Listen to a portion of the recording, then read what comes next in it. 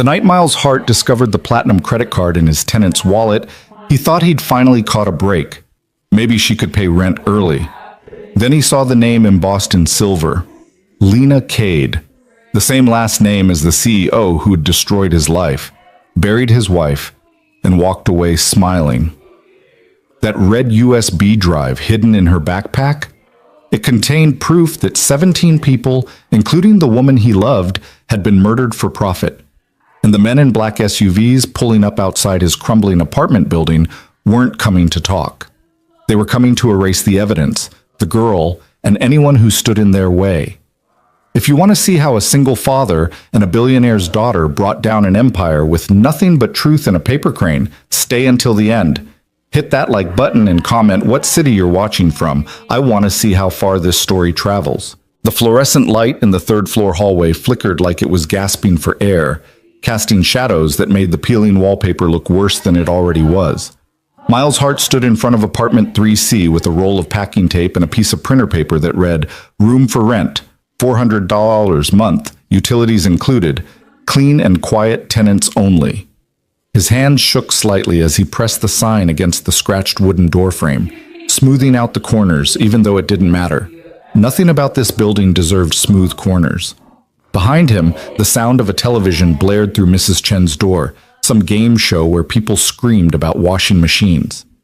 Down the hall, the Johnsons were fighting again. Their voices muffled but sharp enough to cut through the thin walls. And somewhere below, someone's baby was crying with the kind of persistence that suggested this had been going on for hours. Miles stepped back and looked at his handwritten sign. The letters were slightly crooked, his handwriting rushed because Sophie had been asking for dinner and he'd been trying to get this done before his shift at the warehouse started at midnight. $400. It wasn't much. It wouldn't fix the mounting pile of medical bills on his kitchen counter, or replace the truck that had finally died last Tuesday, or buy Sophie the winter coat she needed because she'd grown 3 inches since last year. But it was something, and something was more than he'd had in a long time. "Daddy?" He turned to find Sophie standing in their doorway, clutching the stuffed rabbit she'd had since she was 3. Her dark hair was tangled. He'd forgotten to brush it this morning, and she was wearing the same purple shirt she'd worn yesterday because he hadn't had time to do laundry. 8 years old, and she was already learning to make do with less. Already learning that life wasn't fair, that sometimes good people got buried under circumstances they never asked for, and that her father was just barely holding things together with duct tape and determination. "What's up, Bug?" Miles forced his voice to sound lighter than he felt. "Are you really going to let a stranger live in Mommy's room?" The question hit him in the chest like a physical blow. He'd been avoiding thinking about it in exactly those terms. Sarah's room. The room where she'd folded laundry while humming off key to whatever song was stuck in her head. The room where she'd painted the walls pale yellow because she said it reminded her of sunshine. The room where she'd gotten weaker and weaker until the ambulance came at 3 in the morning and never brought her back. Miles crouched down so he was eye level with his daughter. "It's just a room now, Sophie, and we need the help." "But what if they're mean or scary?" "Then we'll unrent it," he said, even though he had no idea if that was legally possible. "But we have to try, okay? We have to try." Sophie's lower lip trembled, and Miles pulled her into a hug before she could start crying. He couldn't handle her crying right now, not when he was one bad day away from crying himself. "I made you a snack," he said into her hair. "Crackers and peanut butter. It's on the counter. And Mrs. Chen said she'd check on you while I'm at work tonight, so if you need anything—" "I know, Daddy. Knock 3 times. He kissed the top of her head and stood up, his knees cracking in a way that made him feel older than 34. "I'll be back before you wake up. Remember to brush your teeth." "You didn't brush yours this morning." "That's because I'm a terrible role model. Don't be like me." She giggled, actually giggled, and the sound made everything feel slightly less awful for approximately 5 seconds. Then she went back inside, and Miles was alone in the hallway again, staring at his crooked sign and wondering who the hell would actually want to live here. The answer came 3 days later in the form of a girl who looked like she'd gotten lost on her way to somewhere better. Miles was halfway through his first cup of instant coffee, the cheap kind that tasted like regret, when someone knocked on the door. Not the usual bang, bang, bang of bill collectors or the apologetic tap-tap of neighbors asking to borrow something. This was polite. measured. 3 deliberate knocks that suggested the person on the other side had been raised with manners. He opened the door to find a young woman standing in the hallway with a backpack slung over one shoulder and an expression that was carefully neutral. Early 20s, maybe. Dark hair pulled back in a ponytail. She was wearing jeans and a plain gray sweater that looked new, and her sneakers were the kind you saw in store windows but never actually on people's feet in this neighborhood. "Hi," she said. "I saw your sign about the room." Miles blinked. He'd put the sign up almost 72 hours ago and had started to assume it was invisible. "Oh, yeah. The room. Is it still available?" Yes, sorry, hold on." He stepped back, suddenly aware that he was wearing a t-shirt with a coffee stain and sweatpants that had a hole in the knee. "Come in, I'll show you." She stepped inside and Miles watched her take in the apartment with a quick, assessing glance. The sagging couch with duct tape holding one armrest together. The kitchen table that wobbled because one leg was shorter than the others. The stack of unpaid bills he'd shoved behind the coffee maker. The children's drawings taped to the refrigerator. Everything about this place screamed struggling single dad barely keeping his head above water, and he hated that she could see it. "It's not much," he said, which felt like the understatement of the century. "But it's clean, mostly. I try. I have a kid, so there's toys and stuff, but it's fine," she interrupted gently. "Can I see the room?" He led her down the narrow hallway past Sophie's room, door covered in stickers, and the bathroom that desperately needed new tile, stopping at the last door on the right. His hand hesitated on the doorknob for just a second before he pushed it open. The room was small, maybe 10 by 12. There was a twin bed with a bare mattress, a dresser with one drawer that stuck, and a window that overlooked the alley behind the building where someone had abandoned a rusted shopping cart. The yellow paint Sarah had loved looked dingy now, like sunshine that had been left out in the rain too long. $400 a month, Miles said. Utilities included. You'd share the bathroom. My daughter and I keep weird hours because of my work schedule, but we're pretty quiet. There's no smoking in the building and rent's due on the 1st. The girl walked to the window and looked out at the alley. What do you do for work? Night shift at a warehouse, stocking shelves, loading trucks, whatever they need. And during the day? He hesitated. He didn't usually tell people about the second job because it felt like admitting defeat. I fix things. Small repairs, mostly. Leaky faucets, broken cabinets, whatever people in the building need. It's under the table, but it helps. She nodded slowly, still looking out the window. Do you have a lease or something I need to sign?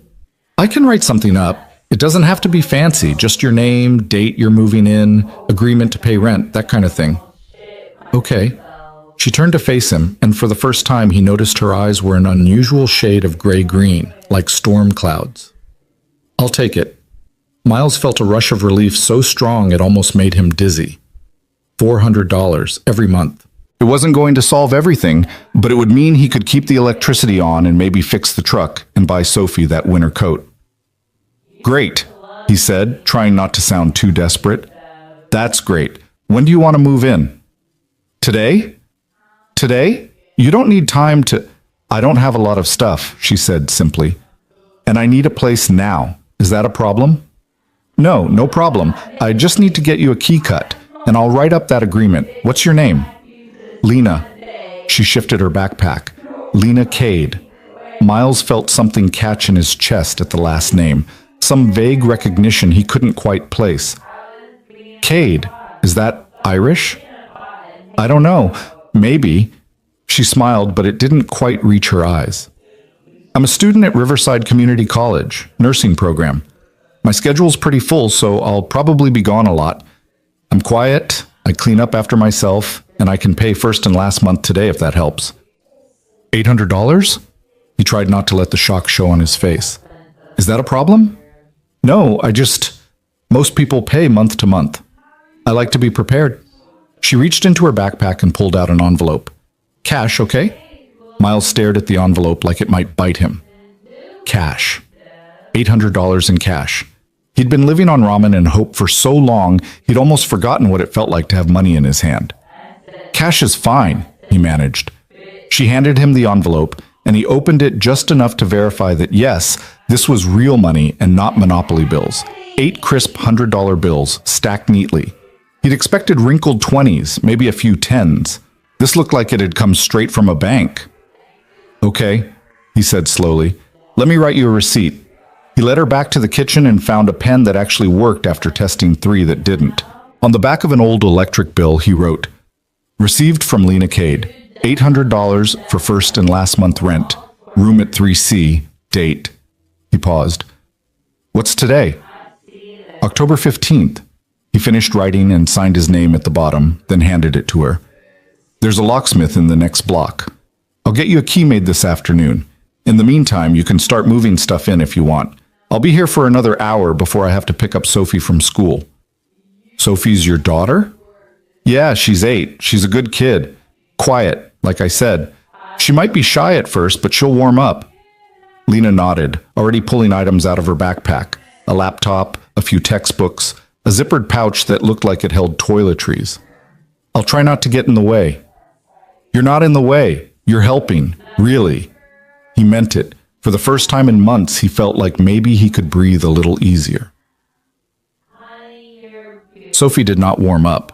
When Miles introduced her to Lena that evening, his daughter retreated behind his leg and stared at the newcomer with the kind of suspicion usually reserved for vegetables. "Sophie, this is Lena. She's going to be living in the extra room for a while." "Hi, Sophie," Lena said, crouching down to eye level. "It's nice to meet you." Sophie said nothing. "She made a rabbit," Lena continued, nodding toward the stuffed animal clutched in Sophie's arms. "That's a really cool rabbit. What's its name?" "Mr. Hopscotch," Sophie whispered, barely audible. "Mr. Hopscotch is an excellent name." Silence. Miles cleared his throat. "Sophie, remember what we talked about?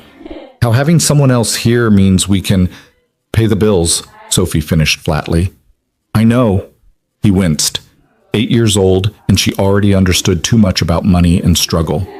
"Go wash up for dinner, Bug. We're having spaghetti." Sophie disappeared down the hallway without another word, and Miles turned to Lena with an apologetic expression. "Sorry, she's been through a lot. Her mom died about a year ago and she's still processing." "You don't need to apologize," Lena said quietly. "I get it." They ate spaghetti at the wobbly kitchen table, Miles, Sophie, and Lena, and the silence was thick enough to cut with a knife. Sophie pushed noodles around her plate and occasionally shot suspicious glances at Lena, who ate methodically and didn't try to force conversation. Miles attempted to fill the quiet with meaningless observations about the weather and traffic, but even he couldn't sustain small talk for an entire meal. After dinner, Lena helped clear the dishes without being asked, rinsing plates and stacking them in the drainer while Sophie did her homework at the table. Miles watched her move through the kitchen like she'd been there for years instead of hours, and something about it felt off in a way he couldn't articulate. Not wrong exactly, just too smooth, too competent, like she was playing a role she'd rehearsed. "Do you need anything for your room?" he asked as she dried the last fork. "Extra blankets or pillows or—" "I'm good. Thanks." "Okay. Well, I'm leaving for work at 11. Sophie knows the routine, but if anything comes up, I'll be here," Lena said. "It's fine." And that was it. She retreated to her room, the door clicking shut behind her, and Miles was left standing in the kitchen wondering why someone who looked like she'd stepped out of a college brochure was living in a rundown apartment with a broke single dad and his traumatized kid. The first week passed in a blur of overlapping schedules and careful avoidance. Miles worked his night shift at the warehouse, came home at dawn, slept until noon, picked up Sophie from school, made dinner, and left for work again. Lena appeared and disappeared like a ghost. Early morning classes, late night study sessions, brief encounters in the kitchen where they exchanged polite nods and nothing more. She paid rent on time. She cleaned up after herself. She didn't complain about the noise or the heat that barely worked or the water pressure that was more suggestion than reality. But there were things, small things, things that didn't add up, like the way she always had cash, not just for rent, but for groceries, for coffee, for the pizza she ordered one night and insisted on sharing with Sophie. Crisp bills that looked too new, too clean, like they'd never been folded in a wallet or shoved in a pocket. Or the laptop she carried everywhere, sleek, silver, expensive. The kind of machine that cost more than Miles made in 2 months. When he'd asked about it, she'd said it was for school, But he'd seen the software running on her screen once when she'd left it open on the kitchen counter. Code. Complex strings of text that looked nothing like nursing homework. And then there was the bracelet. He noticed it on the 13th day. Lena was standing at the stove making scrambled eggs. She'd started cooking breakfast sometimes, which Sophie actually tolerated, and the sleeve of her sweater had ridden up just enough to reveal a delicate silver chain around her wrist. It caught the light as she stirred the eggs, and Miles saw the inscription before he could stop himself from looking. Cade Industries. The name hit him like a sledgehammer to the chest. Cade Industries. The corporation that had laid him off 3 years ago when they'd shut down the local manufacturing plant. The corporation that had gutted the town's economy and left hundreds of families scrambling. The corporation whose CEO had stood in front of news cameras and talked about market restructuring and fiduciary responsibility while people lost their homes and their health insurance and their hope. The corporation that had indirectly killed his wife. Miles felt his hands start to shake, and he shoved them in his pockets before Sophie or Lena could notice. He watched Lena plate the eggs, watched her hand a fork to Sophie, watched her smile like everything was normal and fine, and she wasn't wearing a piece of jewelry that connected her to the people who'd destroyed his life. "I have to go," he said abruptly. "Early shift." Lena looked up, surprised. "I thought you weren't working until tonight." "Change of plans. Sophie, I'll pick you up from school at 3. Be good." He grabbed his jacket and keys and got out of the apartment before anyone could ask questions. In the hallway, he leaned against the wall and tried to remember how to breathe. Cade Industries. Maybe it was nothing. Maybe she'd bought the bracelet at a thrift store. Maybe she didn't even know what it meant. Maybe he was seeing connections that weren't there because he was tired and stressed and looking for someone to blame. Or maybe the girl living in his dead wife's room had ties to the people who'd put Sarah in the ground. He started paying closer attention after that. Not obviously. Not in a way that would make Lena suspicious. But he watched. He listened. He noticed. Like how she always angled her laptop screen away from the door when he walked past. Or how she sometimes received phone calls late at night and stepped out into the hallway to take them, her voice too low to hear. Or how she flinched whenever Sophie asked her questions about her family. "Do you have brothers or sisters?" Sophie had asked one evening while they were folding laundry together. Somehow, Lena had started helping with household chores, and Sophie had slowly started accepting her presence. "No," Lena had said. "It's just me." "What about your parents?" "They're busy." "Doing what?" "Work stuff. Nothing interesting." Sophie had frowned, unsatisfied with the non-answer, but she'd dropped it. Miles hadn't. He started Googling. Late at night, during his breaks at the warehouse, he'd pull up his phone and search Cade Industries CEO and Cade Industries family, and finally, Graham Cade daughter. And there she was. A photo from some charity gala 3 years ago. Graham Cade, silver-haired, sharp-suited, smiling like a predator, standing next to a teenage girl in a formal dress. Dark hair. Gray-green eyes. The caption read, "Billionaire Graham Cade with daughter Lena at the annual Children's Hospital fundraiser." Miles stared at the photo until his phone screen went dark. The girl living in his apartment, the girl who'd paid cash and claimed to be a broke nursing student, was the daughter of the man who'd destroyed his life. His first instinct was to confront her immediately, to drag her out of Sarah's room and demand answers, to throw her out before she could do whatever it was she'd come here to do.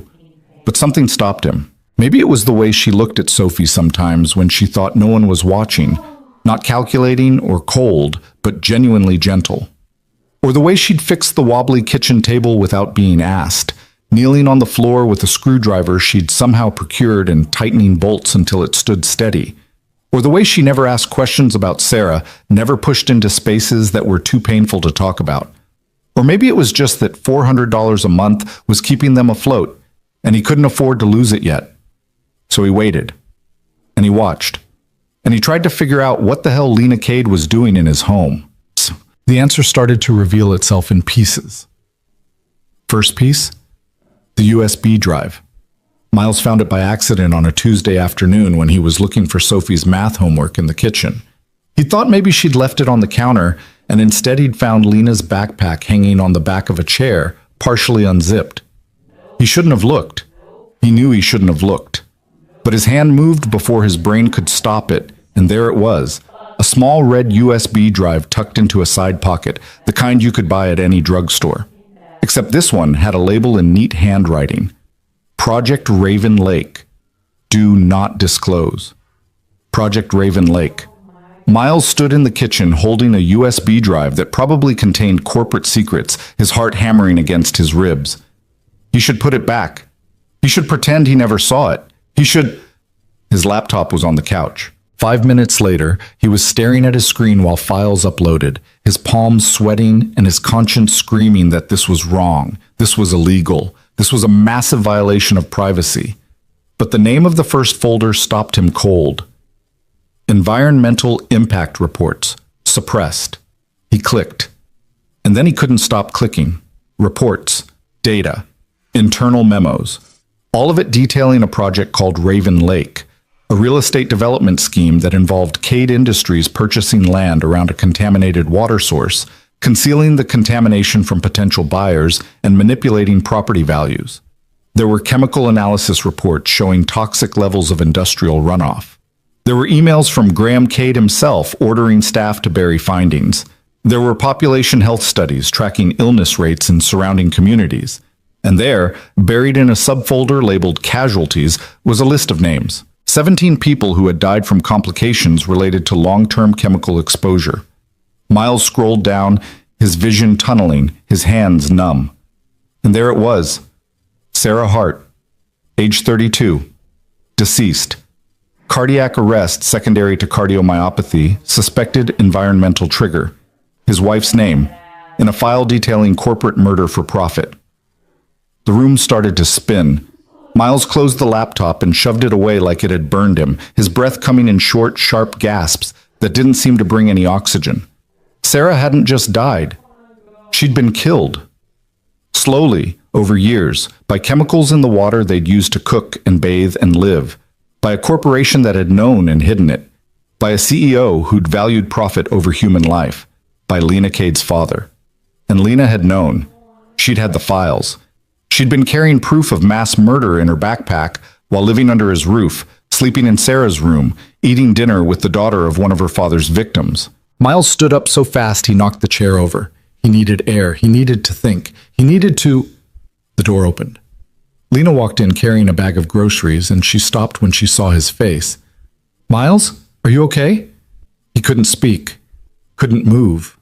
Just stood there with his laptop still warm from displaying files that proved her family had killed his wife.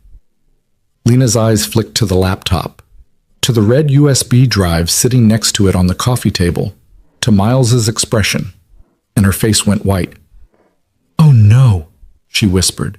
"You weren't supposed to see that. Get out." "Miles, please, I can explain. Get out of my house." Sophie's door opened down the hallway. "Daddy?" Miles couldn't look away from Lena. "You knew. You've known this whole time. You've been living here with evidence that your father killed my wife, and you didn't say anything." "I was trying to figure out how to tell you," Lena said, her voice shaking. "I was trying to, figure out how to cover it up? How to protect him? No, I was trying to figure out how to expose him. That's why I have the files. That's why I'm here." "Bullshit. It's not bullshit." Tears were streaming down Lena's face now, but Miles felt nothing. No sympathy, no mercy, just rage. "I found out about Raven Lake 6 months ago. I've been gathering evidence, trying to find proof, trying to build a case, but he's too powerful and too protected. And then I found your name, Sarah's name, in the victim list, and I knew I had to do something. I had to make this right. By lying to me? By pretending to be a broke student? By getting close enough to help you? By making sure the evidence got to someone who could use it? Daddy, what's happening?" Sophie's voice was small and scared, and that finally broke through Miles' fury enough to make him lower his voice. "Sophie, go back to your room, now." "But, now." She disappeared and Miles turned back to Lena. "You have 1 hour to get your stuff and leave. After that, I'm calling the police." "Miles, please listen to me. My father is going to come for these files. He knows I took them. That's why I'm hiding here. If you kick me out, he'll find me, and he'll destroy the evidence. and everyone he hurt will never get justice. That's not my problem, isn't it? Your wife died because of him. Don't you want him to pay? Miles felt something crack inside his chest. What I want is for you to get out of my sight before I do something I regret. Lena stared at him for a long moment, and then she nodded. Okay, I'll go, but I'm leaving the USB drive. You deserve to know the truth.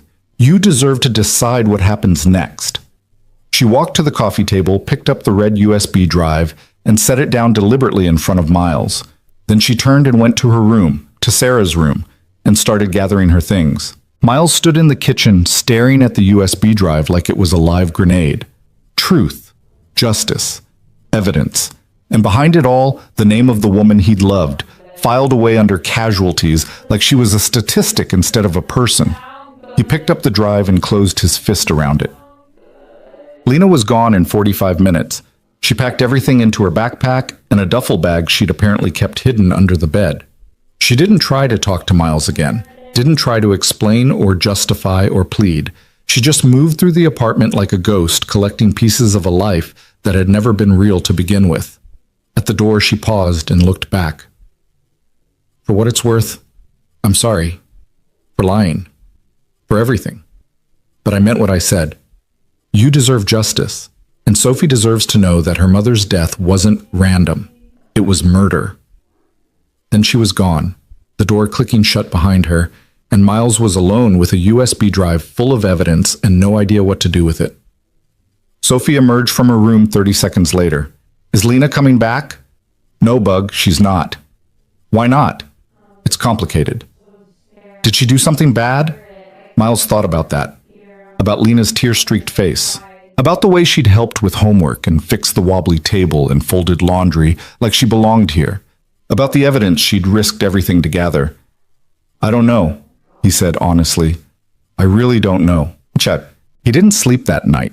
Instead, he sat on the couch with his laptop open, reading through the files again. Slowly. Carefully. Trying to understand the scope of what he was looking at. Project Raven Lake had started 5 years ago, when Cade Industries had purchased land around a small lake outside the city. The lake had been contaminated by industrial runoff from a chemical plant that had closed in the 1990s, but instead of remediating the site, an expensive, time-consuming process, Cade Industries had simply hidden the contamination reports and started selling properties to middle and lower-income families who couldn't afford environmental inspections. The memos were clinical, detached. Projected mortality acceptable within industry standards. Legal exposure minimal given socioeconomic status of affected population. Cost-benefit analysis favors suppression over disclosure. People had drunk the water, bathed in it, cooked with it, let their children swim in it, and when they'd started getting sick, cancer, heart conditions, neurological problems, Cade Industries had quietly settled individual lawsuits with NDAs attached, ensuring no one could piece together the pattern. 17 confirmed deaths, dozens more suffering long-term health problems, entire families destroyed. And at the center of it all, Graham Cade had signed off on every decision, every cover-up, every calculated risk that human lives were worth less than profit margins. Sarah had moved to one of those properties 4 years ago, before she'd met Miles. She'd rented a small house near the lake because it was cheap and pretty and close to her job at the library. She'd lived there for 2 years before they'd gotten married and moved to the city together. 2 years of contaminated water. 2 years of slow, invisible poisoning. 2 years that had eventually manifested as the heart condition that killed her at 32, while Miles was at work and Sophie was at school, and there was no one there to call for help until it was too late. Miles closed the laptop and pressed his palms against his eyes until he saw stars. He'd thought it was bad luck, genetic predisposition, one of those tragic things that happen sometimes because life wasn't fair.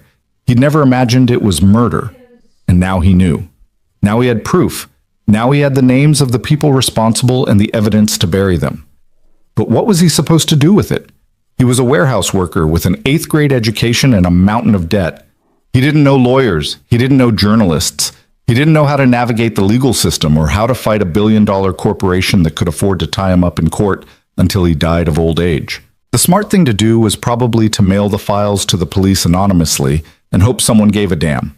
But the rage burning in his chest wasn't interested in Smart. It wanted blood. It wanted Graham Cade to pay for every day Sarah had suffered, every fear Sophie had lived with, every night Miles had spent wondering if he could have done something differently. He wanted justice.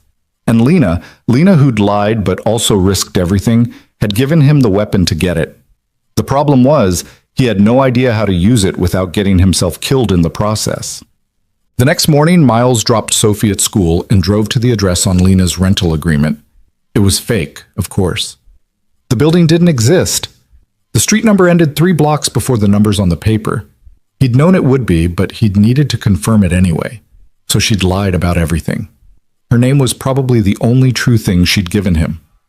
He sat in his truck, the one that barely ran and burned oil and needed new brakes, and called the number she'd written down as her emergency contact.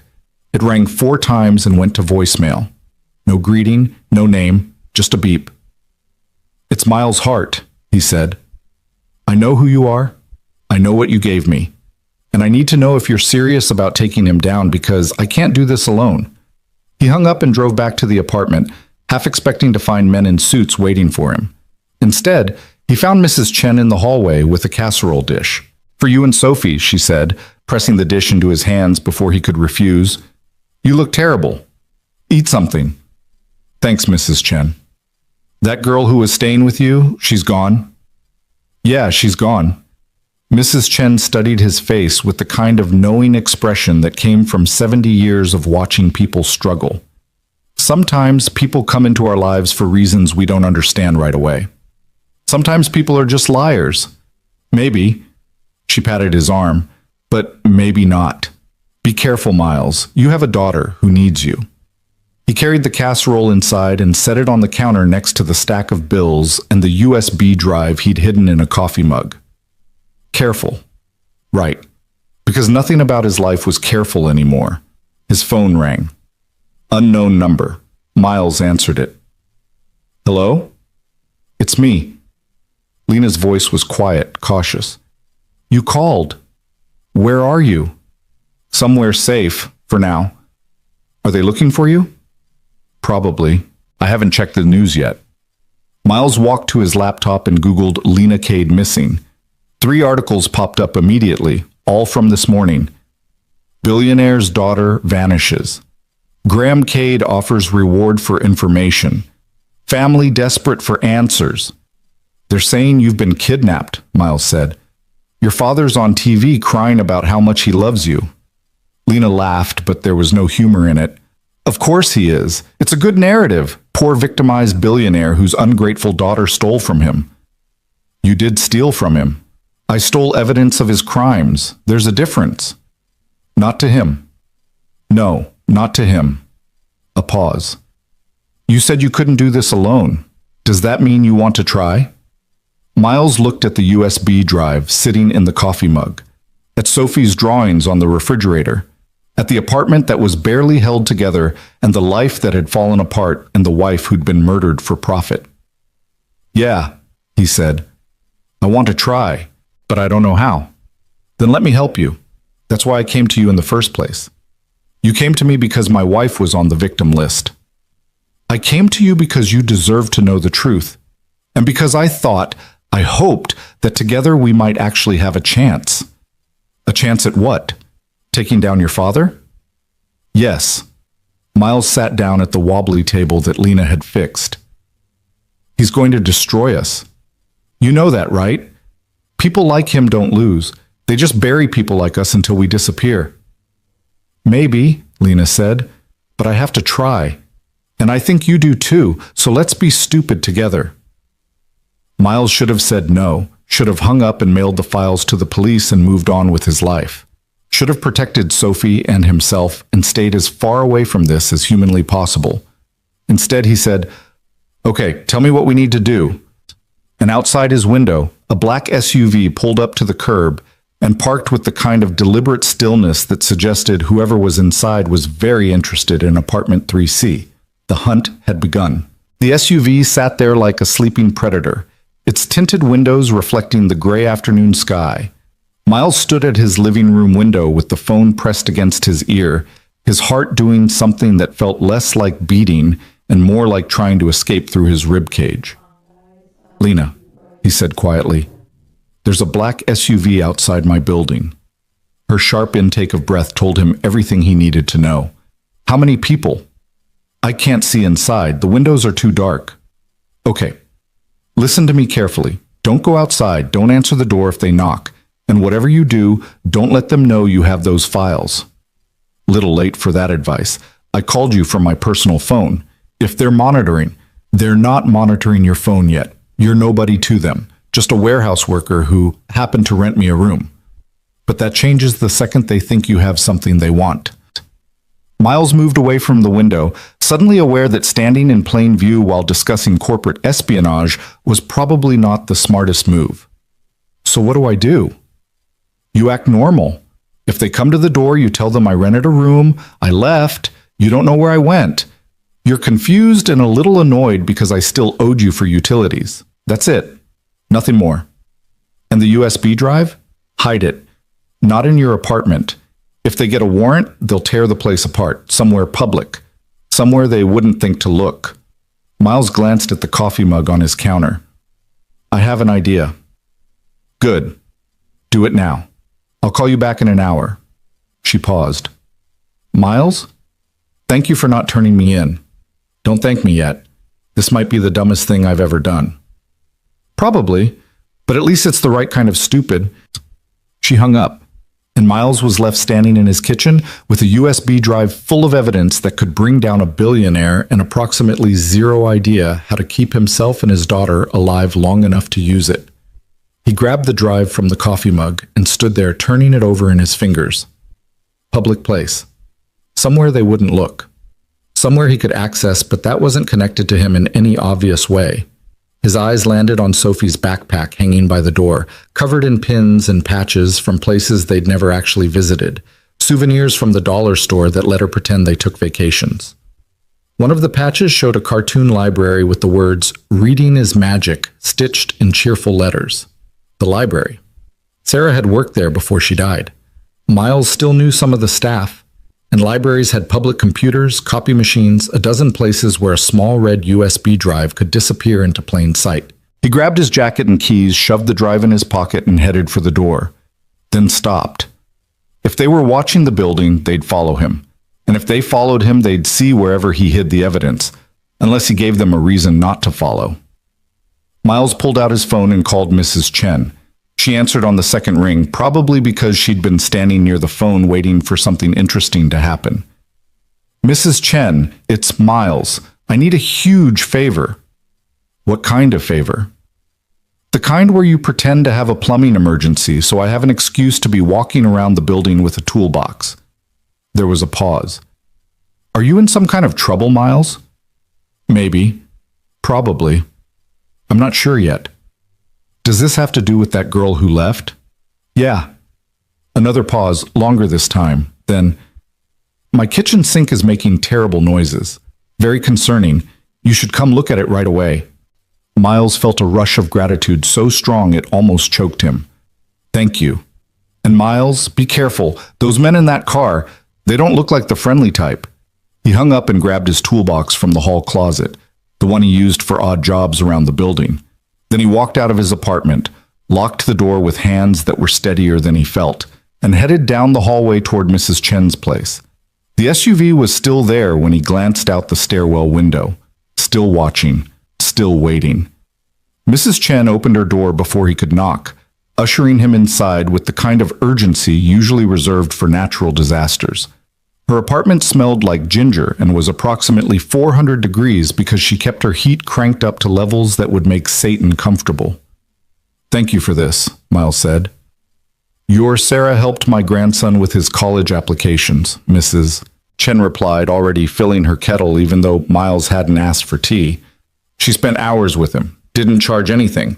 Good people deserve help. So tell me, what's really going on?" Miles set his toolbox on her counter and pulled out a wrench he didn't actually need. "The less you know, the safer you are. I'm 73 years old. Safe is boring." Despite everything, Miles almost smiled. "The girl who was renting my room, her father is a very powerful, very dangerous man. She has evidence that he did something terrible, and now he's looking for her, and probably looking for anything she might have left behind. Mrs. Chen absorbed this information while pouring hot water over tea leaves. Evidence of what? Murder. Mass murder, technically, including my wife. The kettle stopped pouring. Mrs. Chen set it down carefully and turned to look at him with eyes that had seen wars and revolutions and every shade of human cruelty. You're going to try to bring him down. I'm going to try not to get killed. Bringing him down would be a bonus. You need a lawyer. I need a miracle. Sometimes they're the same thing. She pushed a cup of tea toward him. Drink. You look like you're about to pass out. Miles took the cup because refusing would have been rude, and because Mrs. Chen was right. He did feel like he was about to pass out. The tea was some kind of herbal thing that tasted like flowers and earth, and it was probably supposed to be calming, but mostly just made him aware of how badly his hands were shaking. I need to get something to the library, he said, but I can't let them see me go there. Is there still a back exit through the basement? There is, if you don't mind going through the storage area. It's full of junk, but the door opens into the alley behind the building. That works. Mrs. Chen studied him for a long moment. This evidence, it's real? It's solid? It's real. Then don't hide it in the library. Too public. Too many cameras. Too many ways for them to track it down if they figure out where you went. She walked to her bookshelf and pulled out a thick hardcover, some doorstop of a novel about Chinese history. She opened it to reveal that the center had been hollowed out. My husband used to keep important papers and books. Said libraries were the safest place because no one actually reads anymore. Mrs. Chen, I can't ask you to... You're not asking. I'm offering. That drive stays here in my apartment, hidden somewhere they'd never think to look. You're just a handyman who came to fix my sink. Nothing suspicious about that. Miles wanted to argue, wanted to tell her this was too dangerous, wanted to protect her the way he couldn't protect Sarah. But he also knew she was right. The library would have security footage. There would be a record of him being there, and if Cade Industries came looking, that record would lead them straight to the evidence. He pulled the USB drive from his pocket and held it for a moment, feeling the weight of 17 lives and all the proof of their murders concentrated in 2 inches of plastic and circuitry. If anything happens to me, he said, this needs to get to the police, or the FBI, or the news, someone who can actually do something with it. Mrs. Chen took the drive and the hollowed book. Nothing's going to happen to you. You have a daughter who needs you. That means you're going to survive this. She slipped the drive into the book's hidden compartment and closed it, then slid it back onto the shelf between 2 other equally intimidating volumes. Now make some noise with that wrench so it sounds like you're actually fixing something. Miles spent 15 minutes banging around under her sink while Mrs. Chen gave a running commentary on everything that was allegedly wrong with her plumbing. By the time he left, anyone listening would have been convinced that he'd just saved her from a catastrophic pipe failure. He walked back to his apartment with his toolbox, very deliberately not looking at the SUV. Inside, he set the toolbox down and tried to figure out what the hell he was supposed to do next. His phone rang. Lena. Did you hide it? Yeah, it's safe. Good. Now we need to talk about what comes next. What comes next is I pick up my daughter from school and pretend everything is normal. Miles, they're going to come to your door. Tonight, probably. And when they do, you need to be ready. Ready how? You want me to fight off Billionaire security? I want you to record everything, every word they say, every threat they make, every time they cross a line. We need documentation. We need proof that they're trying to cover this up. Miles laughed, but it came out sounding slightly unhinged. You want me to record them intimidating me? That's your plan. It's part of the plan. We need to show a pattern of behavior. We need to prove that Graham Cade isn't just a businessman who made mistakes. He's a criminal actively trying to silence witnesses. I'm not a witness. I'm just someone who happened to rent you a room. You became a witness the second you looked at those files, and they know it, or they wouldn't be sitting outside your building. Miles walked to the window again. The SUV was still there, and now he could see 2 figures in the front seats, waiting, watching, patient in the way that apex predators were patient. Okay, he said. Say I record them. Say I get proof they're trying to intimidate me. Then what? We go to the police? Eventually. But first we need more. We need witnesses who'll testify. We need journalists who'll run the story even if they get threatened. We need to make this so public, so undeniable, that even Graham Cade's lawyers can't bury it. You're talking about months of work. I don't have months. I have bills due next week and a daughter who needs stability, not a father who's fighting a shadow war with a billionaire. I know, but Miles, her voice cracked slightly. 17 people died. 17 families got destroyed the way yours did, and there are probably more we don't even know about. If we don't do this, if we just let it go, then Sarah's death meant nothing. They all died for nothing. And Graham Cade gets to keep doing this to other people in other places because there's no one brave enough to stop him. Miles closed his eyes and saw Sarah's face. The way she'd looked on their wedding day, laughing at something stupid he'd said. The way she'd looked holding Sophie for the first time, terrified and amazed. The way she'd looked in the hospital bed at the end, too weak to keep her eyes open, but squeezing his hand like she could anchor herself to life through sheer force of will. Okay, he said. Tell me what to do. They spent the next hour planning. Lena explained how to set his phone to record without it being obvious. She told him what kind of questions to ask to get them to incriminate themselves. She warned him about the tactics they'd use, the casual threats disguised as concern, the implications that cooperation was in his best interest, the suggestions that accidents could happen to people who made trouble. They won't hurt you, she said. Not yet. Right now they just want to know what I told you and where the files are. They're counting on you being scared enough to cooperate. I am scared. Good. Use that. Let them think they're in control. Let them get comfortable. People make mistakes when they think they've already won. By the time they finished talking, Miles had to leave to pick up Sophie. The SUV followed him to the school, staying 3 cars back but never losing sight of his truck. They followed him to the grocery store where he bought ingredients for spaghetti because it was cheap, and Sophie would eat it without complaining. They followed him back to the apartment building and watched him carry groceries and his daughter inside. Sophie noticed, of course. Kids always noticed the things adults tried to hide. Daddy, why is that car following us? It's not following us, Bug. It's just going the same direction. It's been parked outside since this morning. Miles unlocked their apartment door and tried to keep his voice casual. Maybe someone's visiting the building. For 8 hours? 8 years old and already too smart for her own good. He made a mental note to encourage slightly less observant behavior.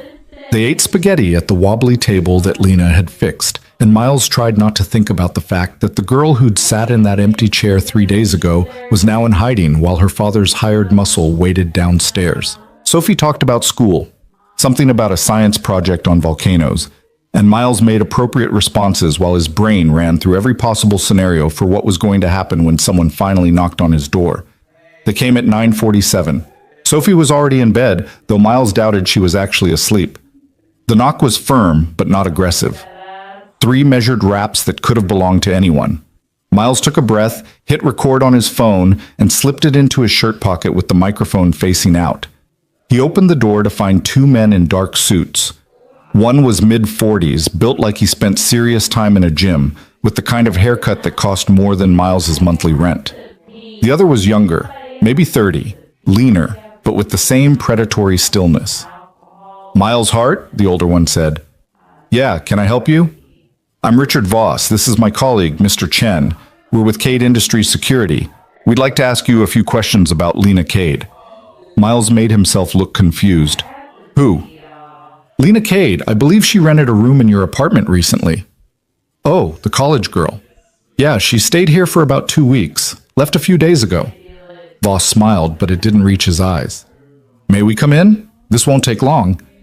Every instinct Miles had screamed at him to say no, to close the door, to call the police. Instead, he stepped back and let them into his apartment, into the space where his daughter was sleeping and his wife's memory still lived in the corners. The 2 men moved through his living room like they owned it, taking in every detail with the practiced eye of people who assessed threats for a living. Voss settled onto the couch without being invited. Chen remained standing by the door, blocking the exit in a way that was probably meant to look casual, but absolutely wasn't. "So," Voss said, "tell me about your relationship with Lena."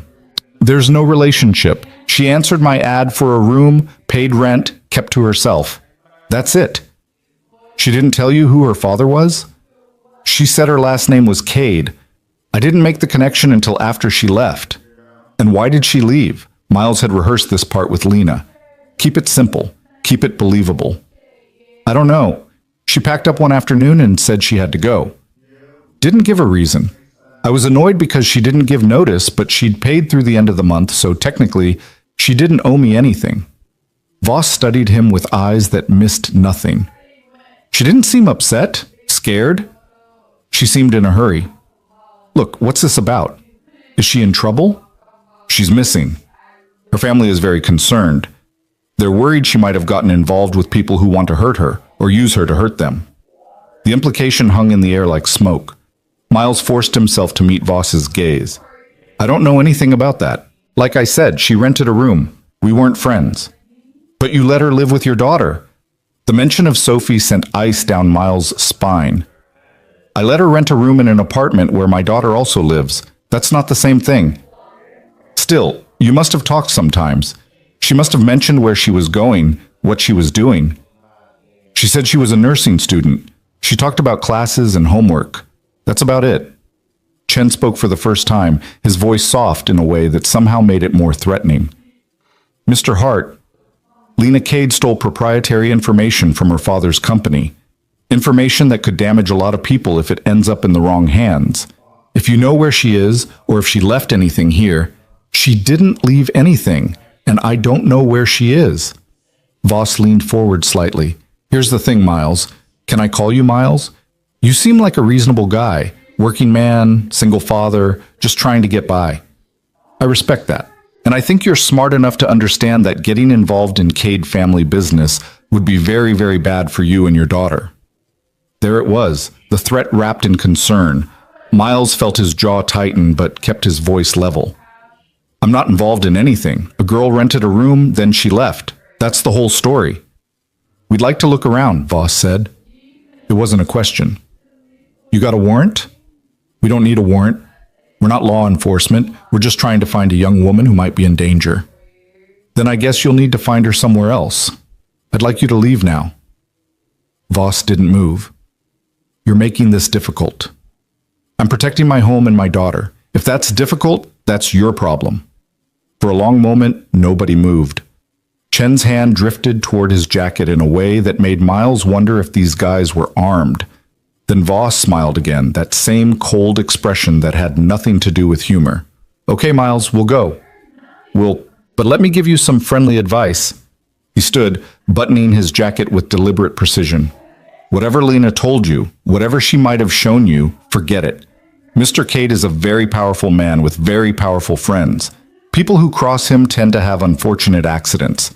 Their lives fall apart in ways that seem completely unrelated, but somehow always trace back to bad decisions they made."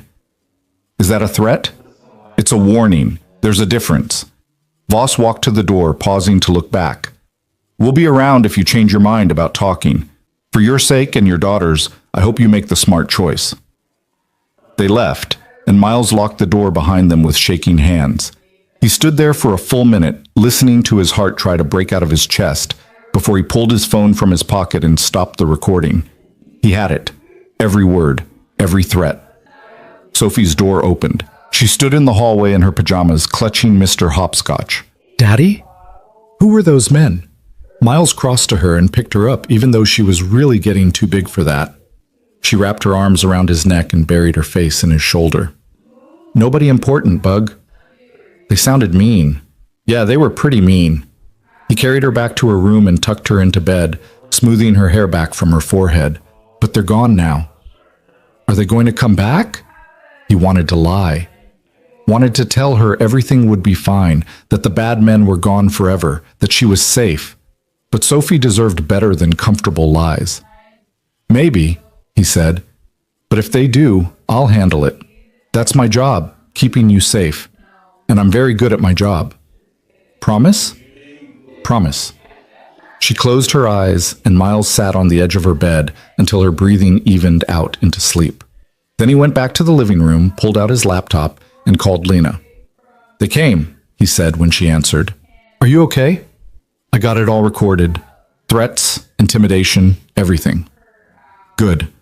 Send it to me. I know someone who might be able to help. A journalist who's been investigating Cade Industries for years. She's careful, she's thorough, and she doesn't scare easily." "What's her name?" "Rebecca Sutton. She writes for the Tribune. If we give her the evidence plus documentation of them trying to silence us, she might be willing to run the story." Miles pulled up his email and started attaching the audio file. "And then what? We just hope that public exposure protects us?" "We hope that public exposure forces the authorities to actually investigate. Right now, Graham Cade has enough power to make this disappear. But if it becomes a national story, if people start asking questions, if other victims start coming forward, he can't bury all of that. You have a lot of faith in the system. I have faith in people being really angry when they find out they've been lied to and poisoned for profit. And I have faith in you." Her voice softened. "Thank you for not giving up. Thank you for being brave." "I'm not brave. I'm terrified." Those aren't mutually exclusive. Miles hit send on the email and closed his laptop. Outside, the SUV was still parked on the street, a dark shape against the glow of streetlights. Watching. Waiting. "Lena? What if this doesn't work?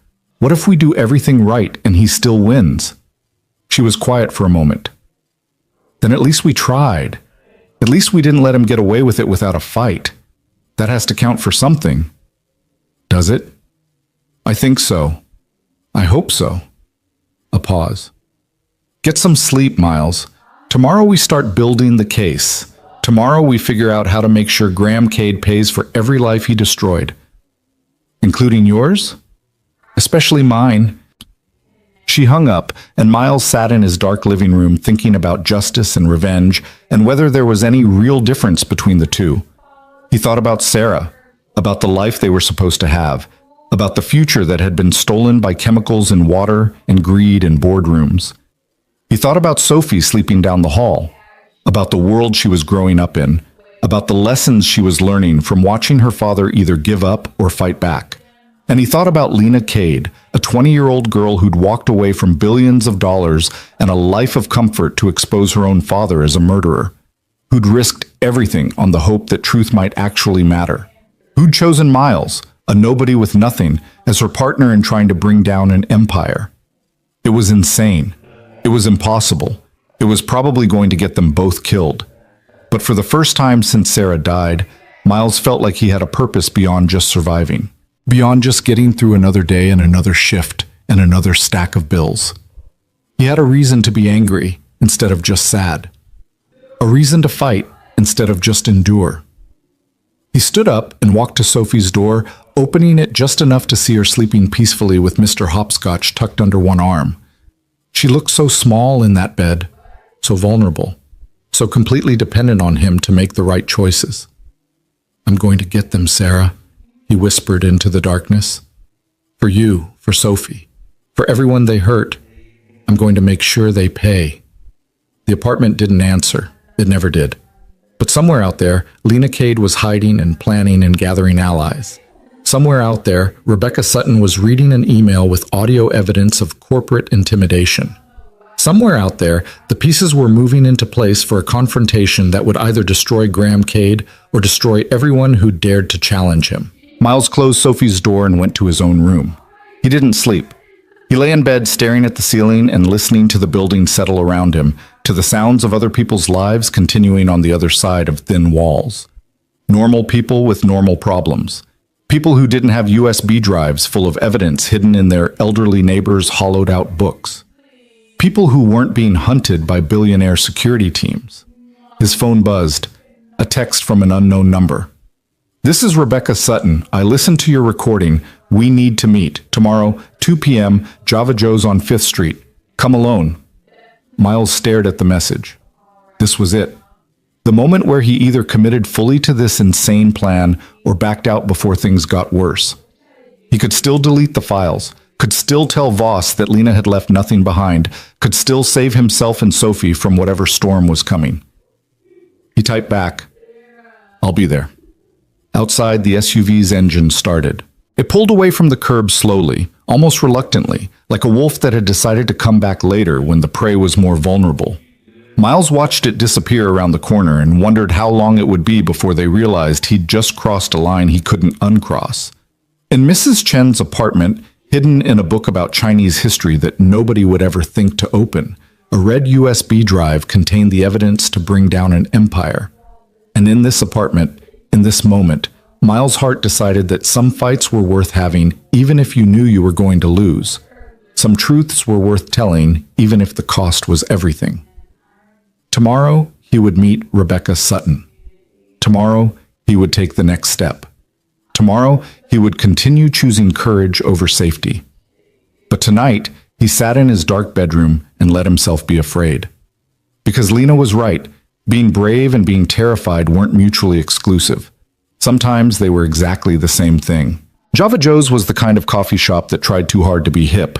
Exposed brick walls, mismatched furniture, a chalkboard menu written in handwriting so deliberately messy it was almost illegible. Miles arrived 15 minutes early because that's what you did when you were meeting a journalist who might be your only hope of not getting disappeared by a billionaire. He ordered black coffee he didn't want and sat at a corner table where he could watch the door. Sophie was with Mrs. Chen.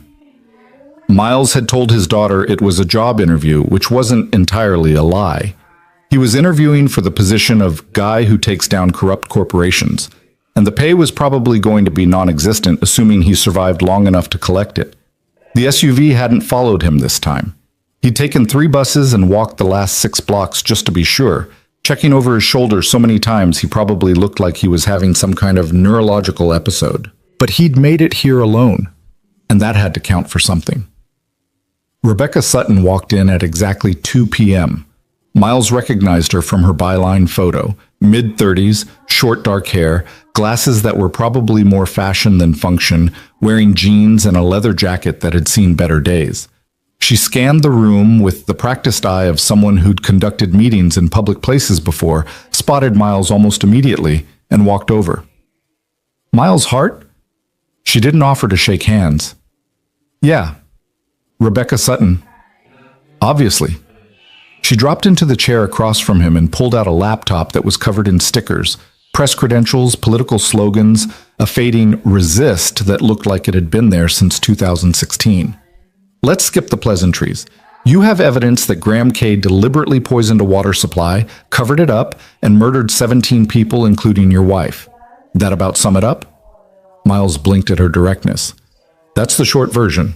And Lena Cade gave you this evidence? She did. Where is she now? I don't know, hiding somewhere. Her father's people have been looking for her. Rebecca pulled up a file on her laptop and turned it so Miles could see. It was a photo of Lena at what looked like a charity event, standing next to Graham Cade with the kind of smile that didn't reach her eyes. I've been investigating Cade Industries for 3 years.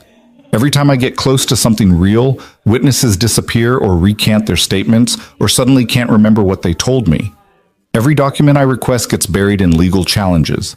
Every source I cultivate gets threatened or bought off. Graham Cade is very, very good at making problems go away. So why are you still trying? Because I'm stubborn, and because I knew there was something there. I just couldn't prove it. She closed the laptop and leaned forward. Then I get your email last night with audio of his security goons threatening a single father in his own home. That's leverage. That's documentation. That's the kind of thing that makes prosecutors pay attention. What about the files? The evidence of the contamination? I need to see them. All of them. Every document, every email, every piece of data Lena managed to steal. And I need to verify it's real before I stake my career on a story that could get me sued into oblivion or worse. Miles had expected this. He pulled out his phone and texted Mrs. Chen. We need the book. Her response came back 30 seconds later. Come get it.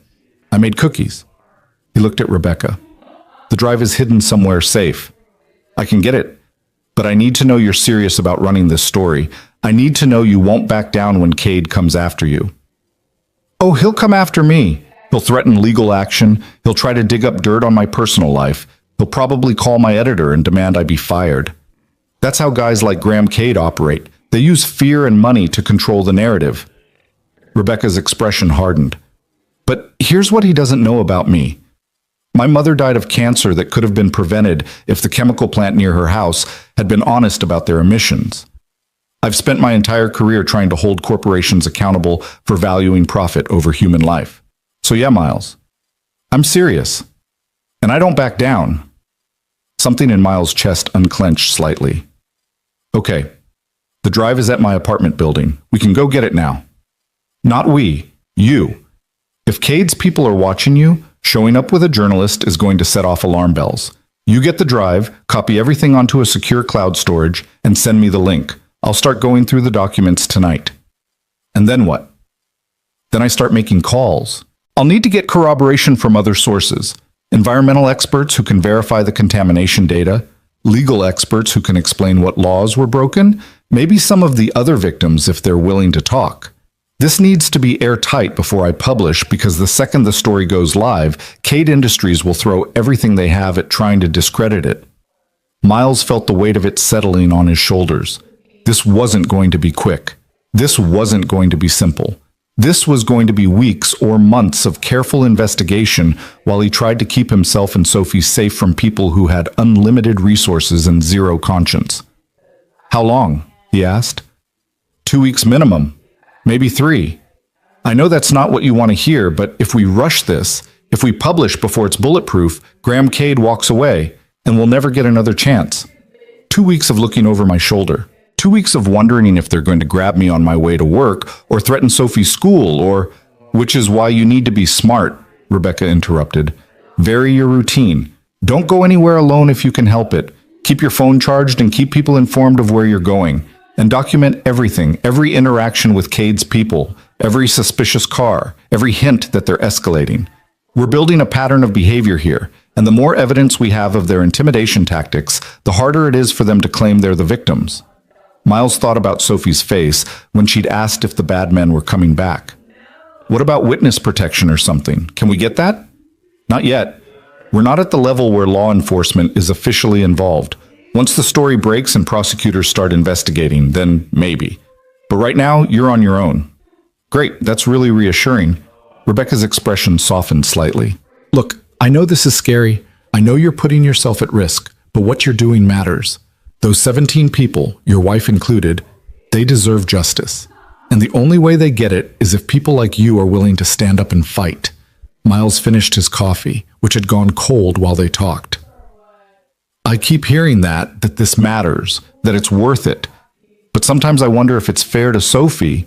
She didn't ask for any of this. No kid asked for their parent to be a hero. They just want their parent to be safe. But someday she's going to be old enough to understand what you did and why. And she's going to be proud. Or she's going to resent me for putting her in danger. Maybe both. Rebecca stood and shouldered her bag. Get me those files, Miles. Let me start building the case. And in the meantime, stay visible. Stay in public. Don't give them an opportunity to make you disappear quietly. Shut. She left without saying goodbye. And Miles sat alone at the corner table, wondering how his life had gone from struggling single dad to key witness in corporate murder case in the span of 2 weeks. His phone buzzed. Lena. How did it go? She wants the files. She says it'll take 2 or 3 weeks to verify everything and build the story. That's longer than I hoped. Yeah, well, apparently bringing down billionaires takes time. Who knew? Miles stood and headed for the door, already planning his route back to the apartment. She seems solid, though. She's got her own reasons for wanting to nail your father. Good. We're going to need all the help we can get. Lena paused. Miles, there's something you should know. I've been monitoring my father's communications. How are you monitoring his communications? I still have access to some of his systems. He hasn't figured out how I'm doing it yet, which gives us an advantage. But according to what I'm seeing, he's getting nervous. The longer I'm missing, the more unstable this whole thing becomes for him. He can't report the stolen files without admitting what's in them, but he also can't just let me disappear without people asking questions. So what's he going to do? He's going to try to control the narrative.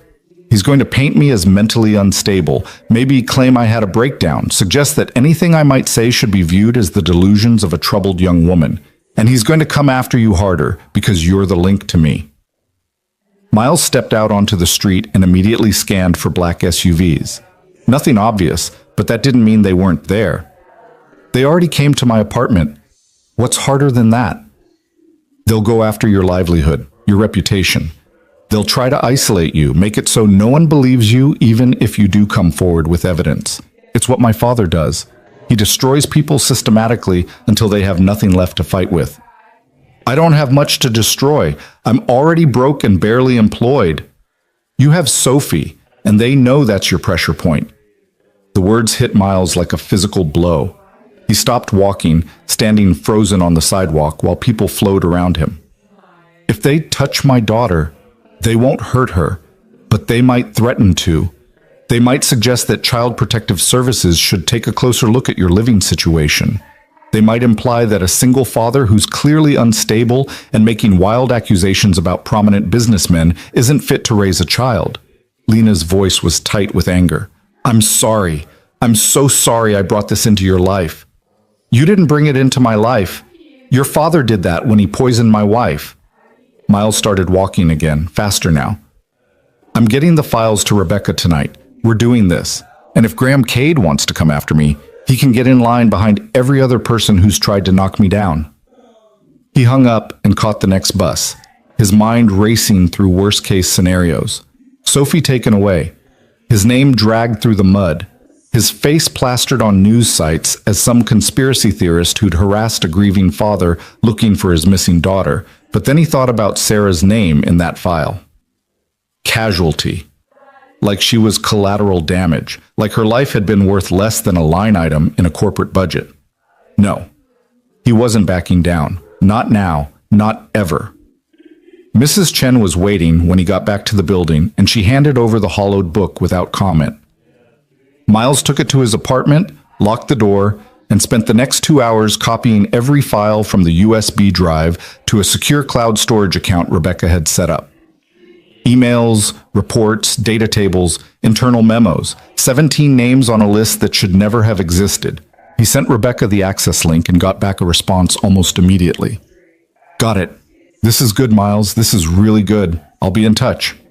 Sophie came home from Mrs. Chen's apartment chattering about the cookies they'd made. Chocolate chip with too much sugar, which according to Sophie made them perfect.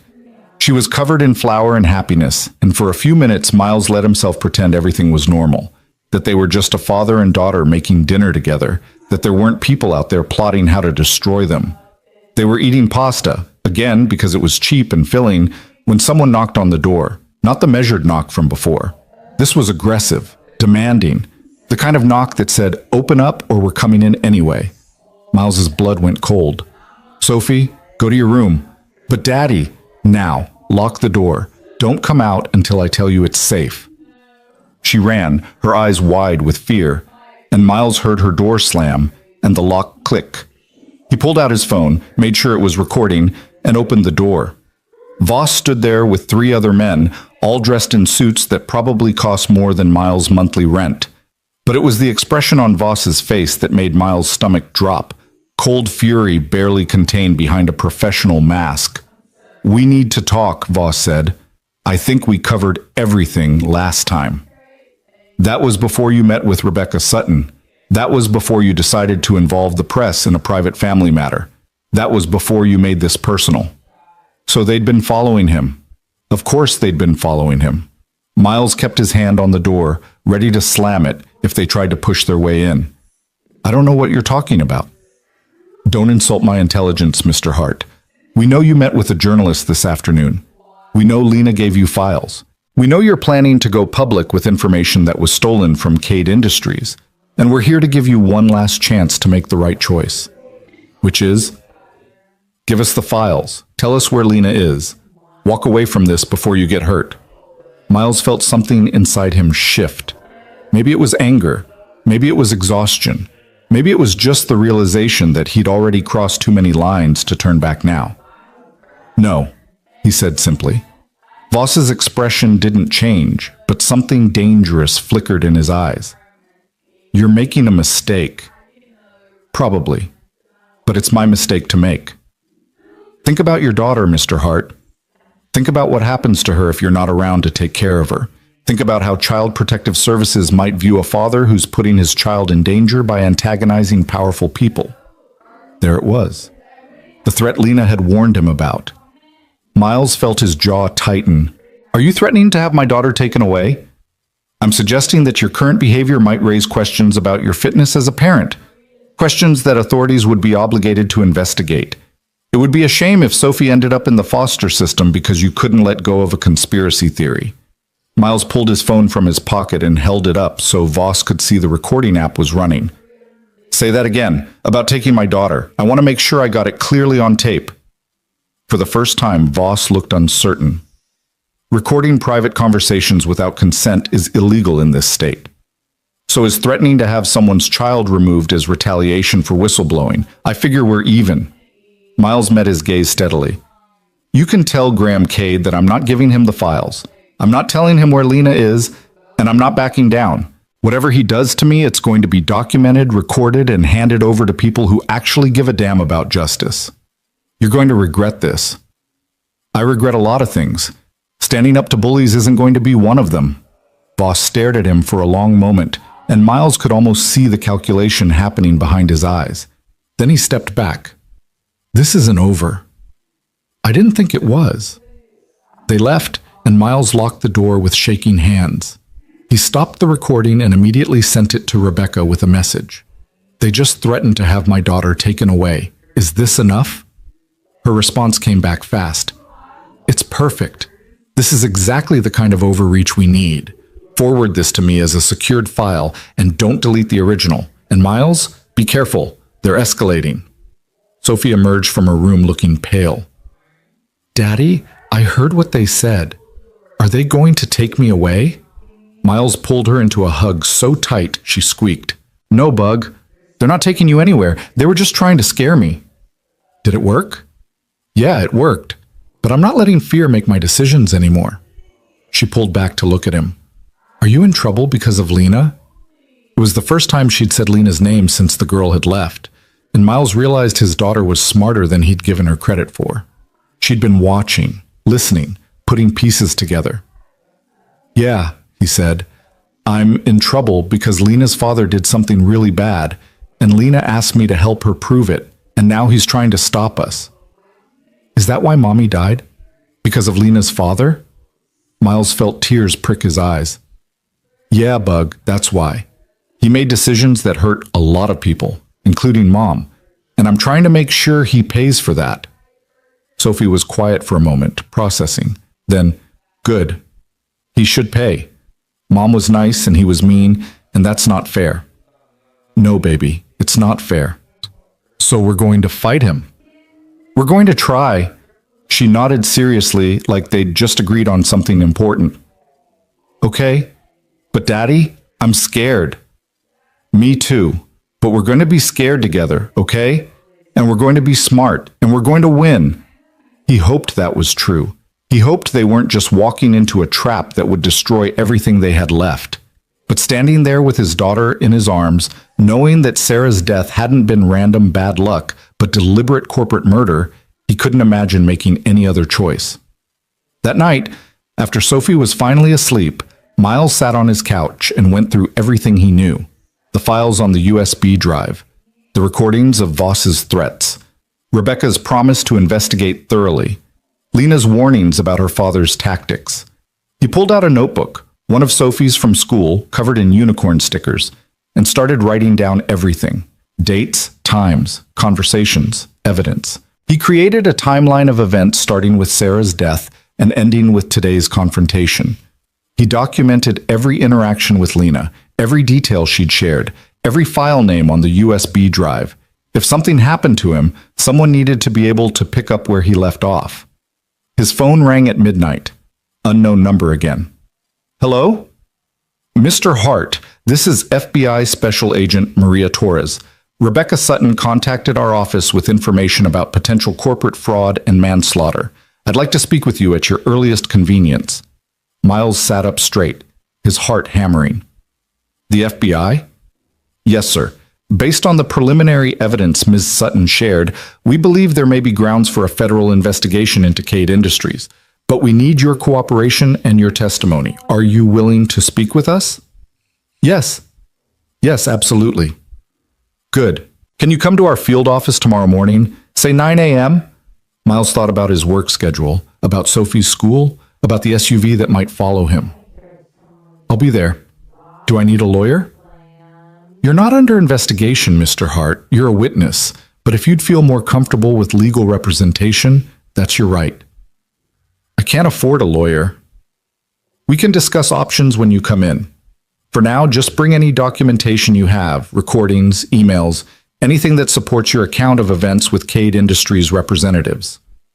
They made arrangements for the meeting, and Miles hung up feeling like he'd just stepped off a cliff. The FBI. This was real now. This was happening. He called Lena. The FBI wants to talk to me. She let out a breath. Rebecca works fast. Is this good? Should I trust them? It's complicated. My father has connections everywhere, including in law enforcement. But the FBI is harder to corrupt than local police. And if Rebecca vouched for this agent, she's probably legitimate. What do I tell them? Everything, every detail. Don't hold anything back. And Miles, this is where it gets dangerous. Once federal investigators are officially involved, my father can't make this go away quietly. He's going to have to fight back hard, and that means going after everyone connected to the case. You need to be prepared for that. I'm prepared. Are you? Because he's going to try to destroy your credibility. He's going to dig up every mistake you've ever made, every bill you've paid late, every time you've been less than perfect. He's going to paint you as an opportunist looking for a payout, or a conspiracy theorist with a grudge. And he's going to do it on every news channel and every social media platform until people start believing it. Miles thought about his life. The repossessed car, the overdue rent, the second job that was barely legal, the times he'd paid bills with money meant for groceries. There's plenty to find. But none of it makes the evidence false. None of it means Sarah wasn't murdered. That's what matters. That's what we have to keep front and center. Okay, I'll talk to the FBI tomorrow. I'll tell them everything. And then what? Then we wait, and we hope that the system actually works the way it's supposed to. Miles laughed bitterly. You have a lot more faith in the system than I do. I have faith in you. That has to be enough. After they hung up, Miles sat in his dark apartment and thought about faith, about trust, about the hope that truth might actually matter in a world where money usually won. The next morning, he dropped Sophie at school with extra hugs and promises to pick her up on time. Then he took 2 buses to the FBI field office, checking constantly to see if he was being followed. If he was, they were better at it than before because he didn't spot anyone. The field office was exactly what he'd expected. Institutional gray walls, security checkpoints, people in suits moving with purpose through hallways that all looked identical. Agent Torres met him in the lobby, a woman in her 40s with sharp eyes and a handshake that meant business. Mr. Hart, thank you for coming. Follow me. She led him to an interview room that felt less interrogation and more conference. A table with comfortable chairs, a water pitcher, even a box of tissues in case things got emotional. Miles sat down and tried not to feel like he was in over his head. Before we start, Agent Torres said, I want to be clear about what this meeting is. You're a witness, not a suspect. Anything you tell me is protected, and we take witness safety very seriously. If at any point you feel threatened or unsafe, you contact me immediately. Understood? Understood. Good. Now tell me everything, starting with when you first met Lena Cade. So Miles told her about the room for rent, about Lena's 2 perfect cash payments and the bracelet with Cade Industries stamped on it, about finding the USB drive and the files that proved 17 people had been murdered for profit, about Sarah's name on that list, about Voss and his threats, about Rebecca and her investigation. He talked for 2 hours, stopping occasionally to drink water or collect himself when the emotions got too strong.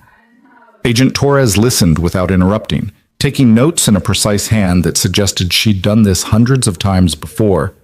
When he finished, she set down her pen and looked at him. That's quite a story, Mr. Hart. It's the truth. I believe you. And based on the evidence Rebecca shared, I think we have grounds for a full investigation. But I need you to understand what that means. This is going to take time. Months, probably. We'll need to verify every document, interview every potential witness, build a case that will stand up in federal court. And during that time, you're going to be under intense scrutiny from both us and from Cade Industries. I understand. Do you? Because men like Graham Cade don't go down easy. They fight with everything they have: lawyers, money, political connections. They make witnesses disappear or discredit them until no one knows what to believe. Are you prepared for that? Miles thought about Sophie, about Sarah, about 17 names on a list. I don't have a choice. If I don't do this, then my wife died for nothing. All those people died for nothing, and Graham Cade gets to keep killing people until someone finally stops him. Agent Torres studied him for a long moment. Okay, then here's what happens next. We're going to officially open an investigation into Cade Industries and Project Raven Lake. We'll need to take custody of the original USB drive for evidence. You'll need to be available for additional interviews and possibly grand jury testimony, and we'll assign someone to periodically check on your safety. What about protection? We can't put you in witness protection yet, not until we're closer to charges being filed. But we'll have agents monitor your building, and we'll give you a direct line to call if anything happens. It's not perfect, but it's what we can offer right now. Miles nodded. It wasn't enough, but it was something. And Lena? We'd like to speak with her as well. If you can arrange that meeting, it would be helpful. I'll try. She's pretty deep underground right now. Understandable. Her father is looking for her too, and I doubt his intentions are as benevolent as ours. Agent Torres stood and gathered her notes. One more thing, Mr. Hart. Once this goes public, once we start executing warrants and bringing people in for questioning, there's no going back. Your life is going to change in ways you can't predict. Are you ready for that? Miles stood too, feeling the weight of the decision settling on his shoulders. I've been ready since I found out why my wife died. Let's do this. They shook hands again, and Agent Torres walked him out of the building. On the street, Miles pulled out his phone and called Lena to tell her the FBI was officially involved, that the case was moving forward, that they'd actually done it. She answered on the first ring. How did it go? They believe us. They're opening an investigation. They want to talk to you too. I'll arrange something. Miles, this is it. This is really happening. Yeah, I just hope we survive long enough to see how it ends. We will. We have to. Miles hung up and started walking toward the bus stop, his mind already jumping ahead to what came next. The investigation, the media attention, the courtroom, the moment when Graham Cade would finally have to answer for every life he'd destroyed. He didn't see the car until it was too late. It came out of nowhere, jumping the curb, aiming straight for him with the kind of precision that said this wasn't an accident. Miles dove sideways, hitting the pavement hard, rolling away as the car's bumper missed him by inches. He heard screaming, pedestrians scattering, and then the car was speeding away, disappearing into traffic before anyone could get the license plate. Miles lay on the sidewalk, his hands scraped and bleeding, his heart trying to punch through his chest. People crowded around asking if he was okay, if he needed an ambulance, if someone should call the police. He pulled out his phone with shaking hands and called Agent Torres. They just tried to kill me, he said when she answered. Graham Cade just tried to have me killed. Agent Torres arrived with 2 other agents in less than 10 minutes, which told Miles everything he needed to know about how seriously they were taking this.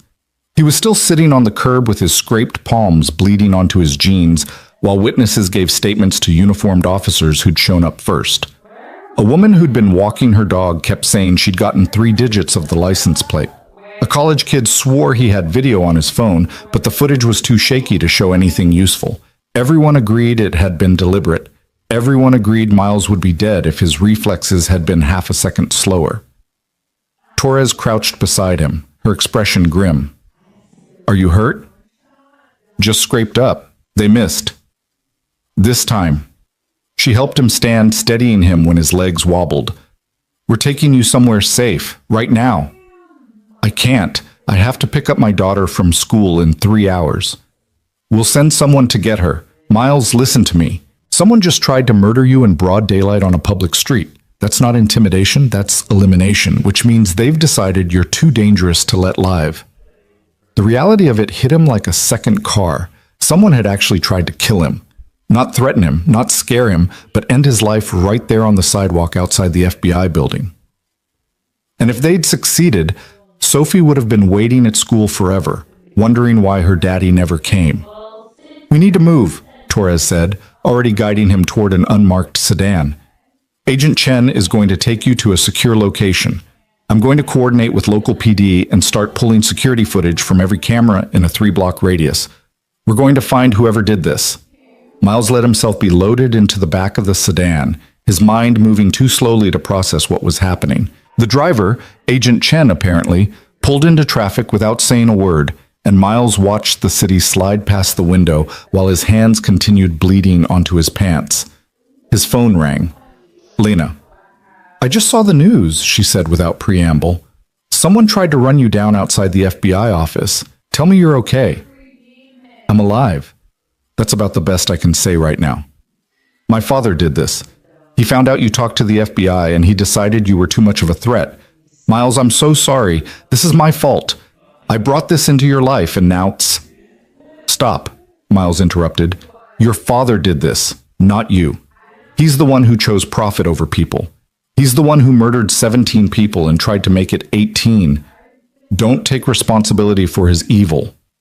She was crying now. He could hear it in her voice. "But I knew he was capable of this. I knew what he'd do if he felt cornered. I should have warned you better. I should have..." "Where are you right now?" "A motel outside the city. I've been moving every few days to stay ahead of his people." "The FBI wants to talk to you. They need your testimony to build the case." "I know. Rebecca already called me.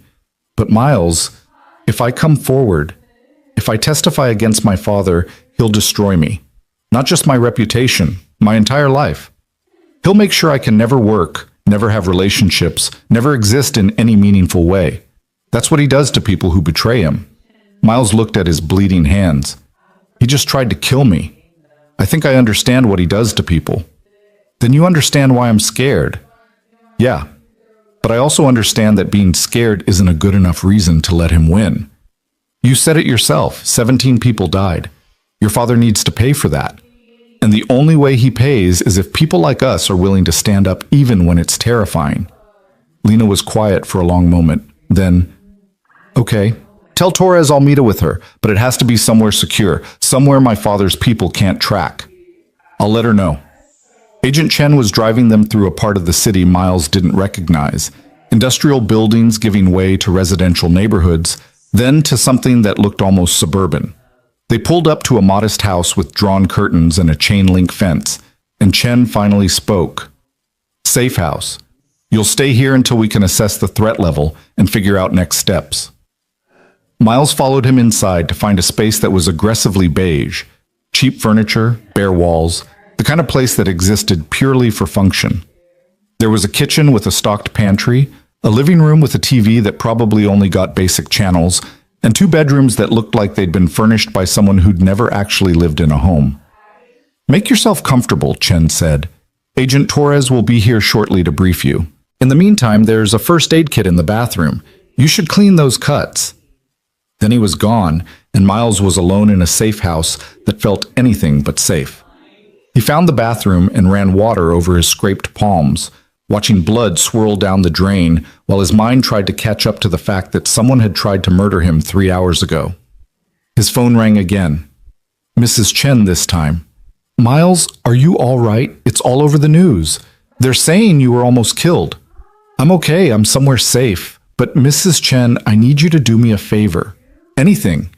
The FBI is going to send someone to pick up Sophie from school. Can you meet them there? Can you stay with her until I figure out what's happening? I don't want her to be scared." Of course I'll stay with her. Miles, what is going on? What have you gotten yourself into?" He told her everything. About the files, about Graham Cade, about the attempt on his life. She listened without interrupting, and when he finished, she made a sound that was somewhere between a sigh and a prayer. "Your Sarah would be proud of you," she said finally, "and also very angry that you're risking your life. She always said you had more courage than sense." Miles felt tears prick his eyes.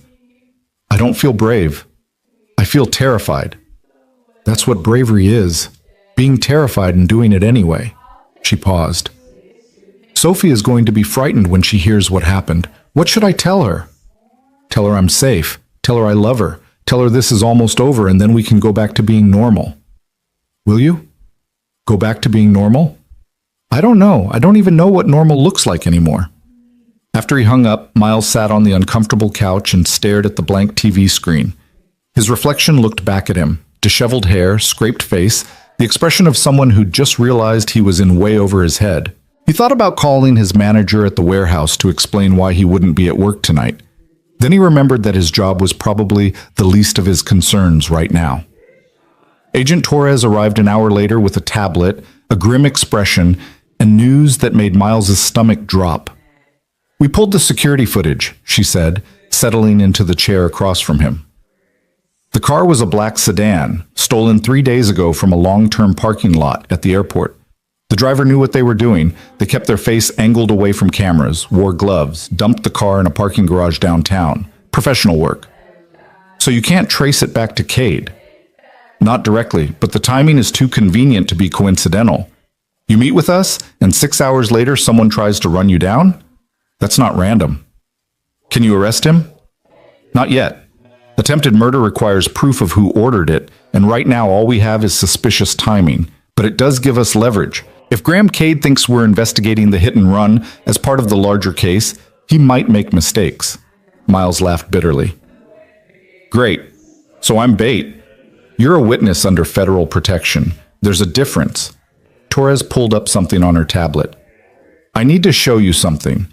This went live about an hour ago. She turned the screen so Miles could see.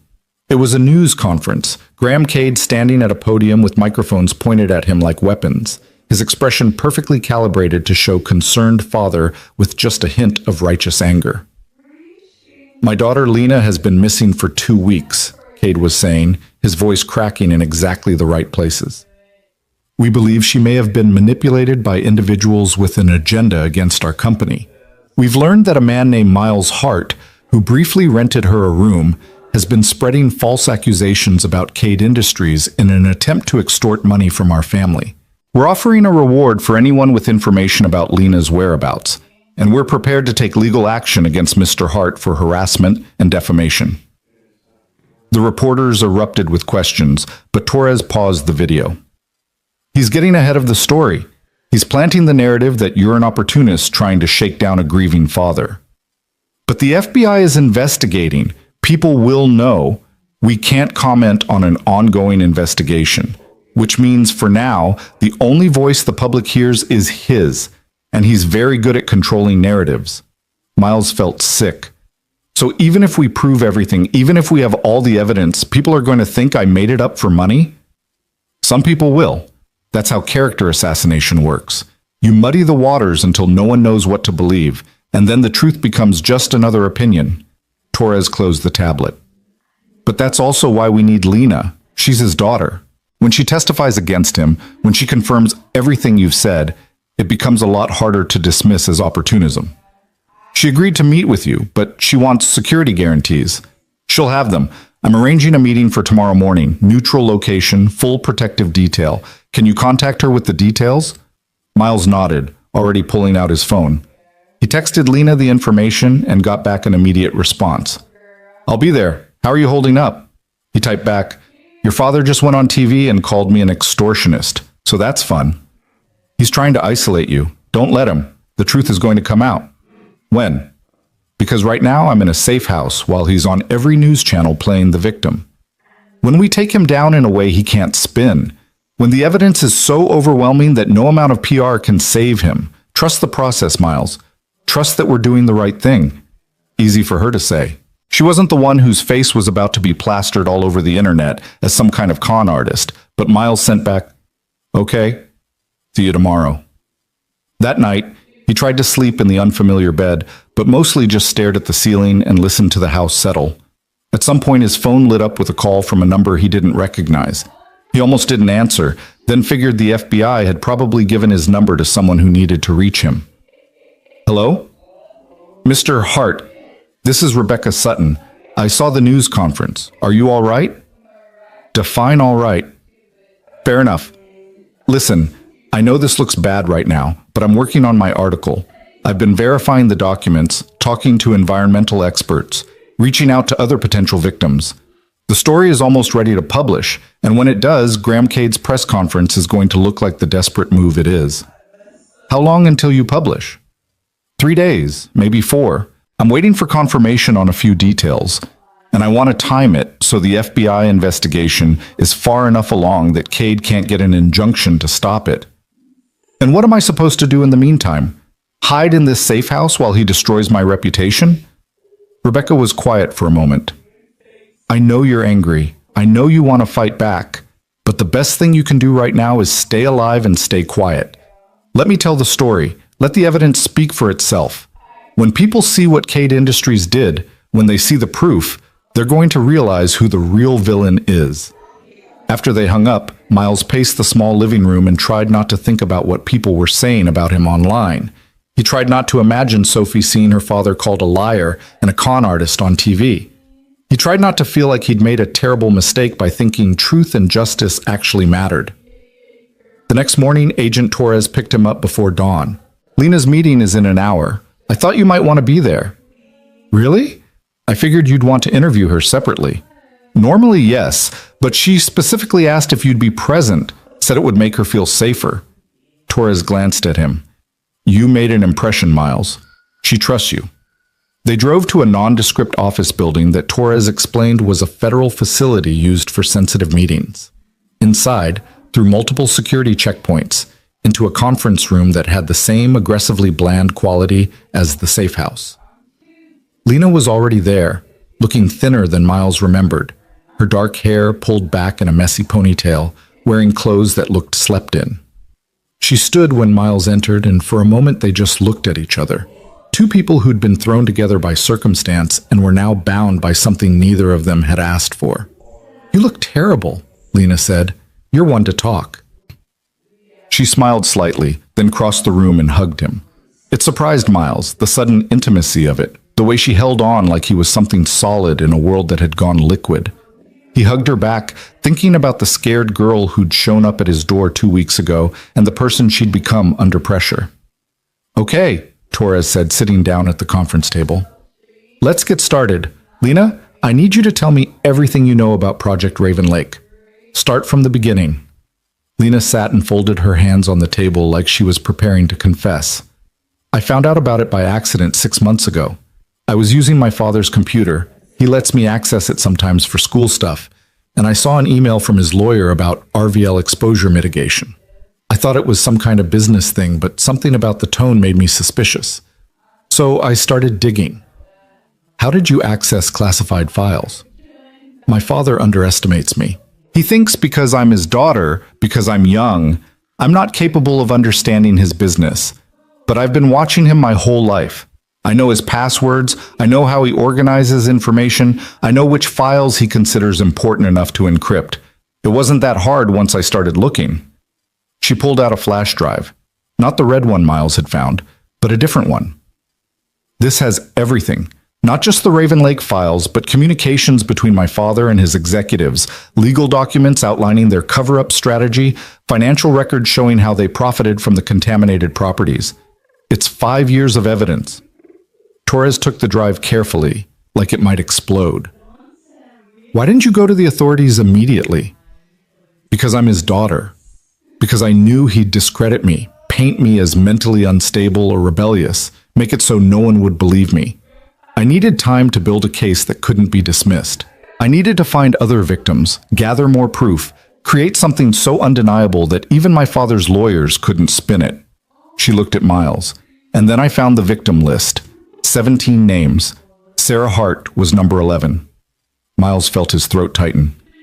Why me? Why did you come to my apartment specifically? Because you were still fighting. Most of the other families had settled with NDAs or given up or moved away. But you were still here, still trying to get by, still being a father to your daughter. I hoped that if I showed you the truth, you might be willing to help me bring him down. You used me. Yes, I'm not going to pretend I didn't. I needed someone who had standing, who'd been directly harmed, who could be a credible witness. But Miles, I also... She stopped, collecting herself. I also saw what this had done to you and Sophie. I saw what my father's greed had destroyed, and I wanted to make it right. Torres cleared her throat. Let's focus on the evidence. Lena, are you prepared to testify against your father in court? Yes? You understand what that means? You'll be disowned. Your family will turn against you. Your father has the resources to make your life very difficult. He already tried to have Miles killed. I think I understand what I'm facing. And you're willing to proceed? Lena met Torres's gaze steadily. My father is a murderer. He killed 17 people for profit and tried to cover it up. If I stay silent, I'm complicit. So yes, Agent Torres, I'm willing to testify.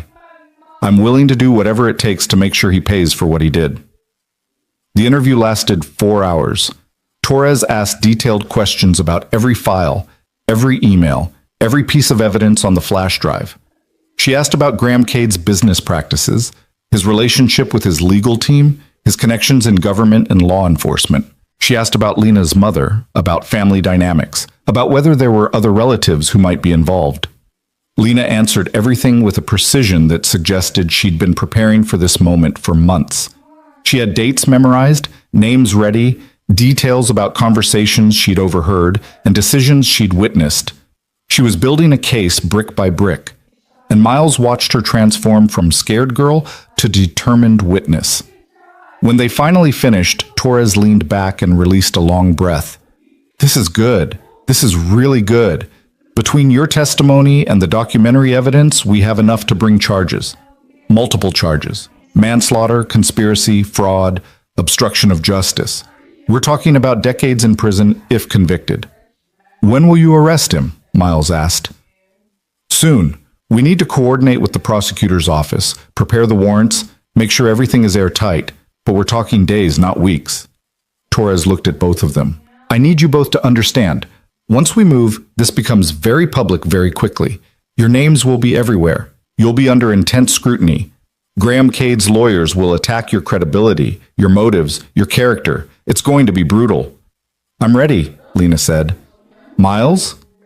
He thought about Sophie, about the life they'd been trying to build, about how everything was going to change the moment Graham Cade was arrested.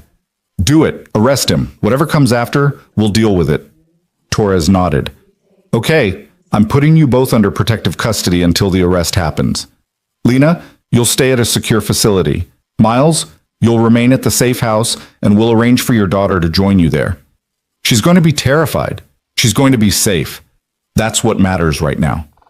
They left the federal building separately. Lena with 2 agents headed to a location Torres wouldn't disclose. Miles back to the safe house with Agent Chen. On the way, Miles called Mrs. Chen to explain that Sophie would need to be picked up by federal agents and brought to stay with him for a few days. Is this ever going to end? Mrs. Chen asked quietly. Yeah, it's almost over, just a few more days. And then what? You think life goes back to normal after all this? I don't know what happens then, but at least Sarah's death will mean something. At least Graham Cade will be in prison where he belongs. Be careful, Miles. Men like that don't go down without taking people with them. She was right, of course. When Sophie arrived at the safe house 3 hours later, confused and scared and clutching Mr. Hopscotch, Miles knew they'd crossed into territory where there was no turning back. His daughter was in FBI protective custody because a billionaire wanted them dead. That was their reality now. Daddy, what's happening? Sophie asked as he hugged her. Mrs. Chen said we had to stay here for a while. She said it wasn't safe at home. It's not safe right now, Bug. But it will be soon, I promise. Because of Lena's dad? Yeah, because of him. Sophie pulled back to look at him seriously. Are you going to put him in jail? I'm going to try. Good. She squeezed Mr. Hopscotch tighter. He hurt Mom. He should be in jail. Miles set her up in the second bedroom with the few toys and books the agents had grabbed from their apartment. He made dinner from the stocked pantry, pasta again, because apparently that's all he knew how to cook under stress. They ate in front of the TV, watching cartoons that Sophie had seen 100 times, pretending this was normal. That night, after Sophie was asleep, Miles sat in the dark living room and thought about what came next. The arrest, the trial, the media circus, the aftermath of destroying a billionaire's life and empire. He thought about whether justice was worth the cost, whether Sarah would be proud or horrified, whether he was being brave or just reckless. His phone buzzed. Rebecca Sutton. I'm publishing tomorrow morning, 6 a.m. The story is going to break on the Tribune's website and then get picked up nationally.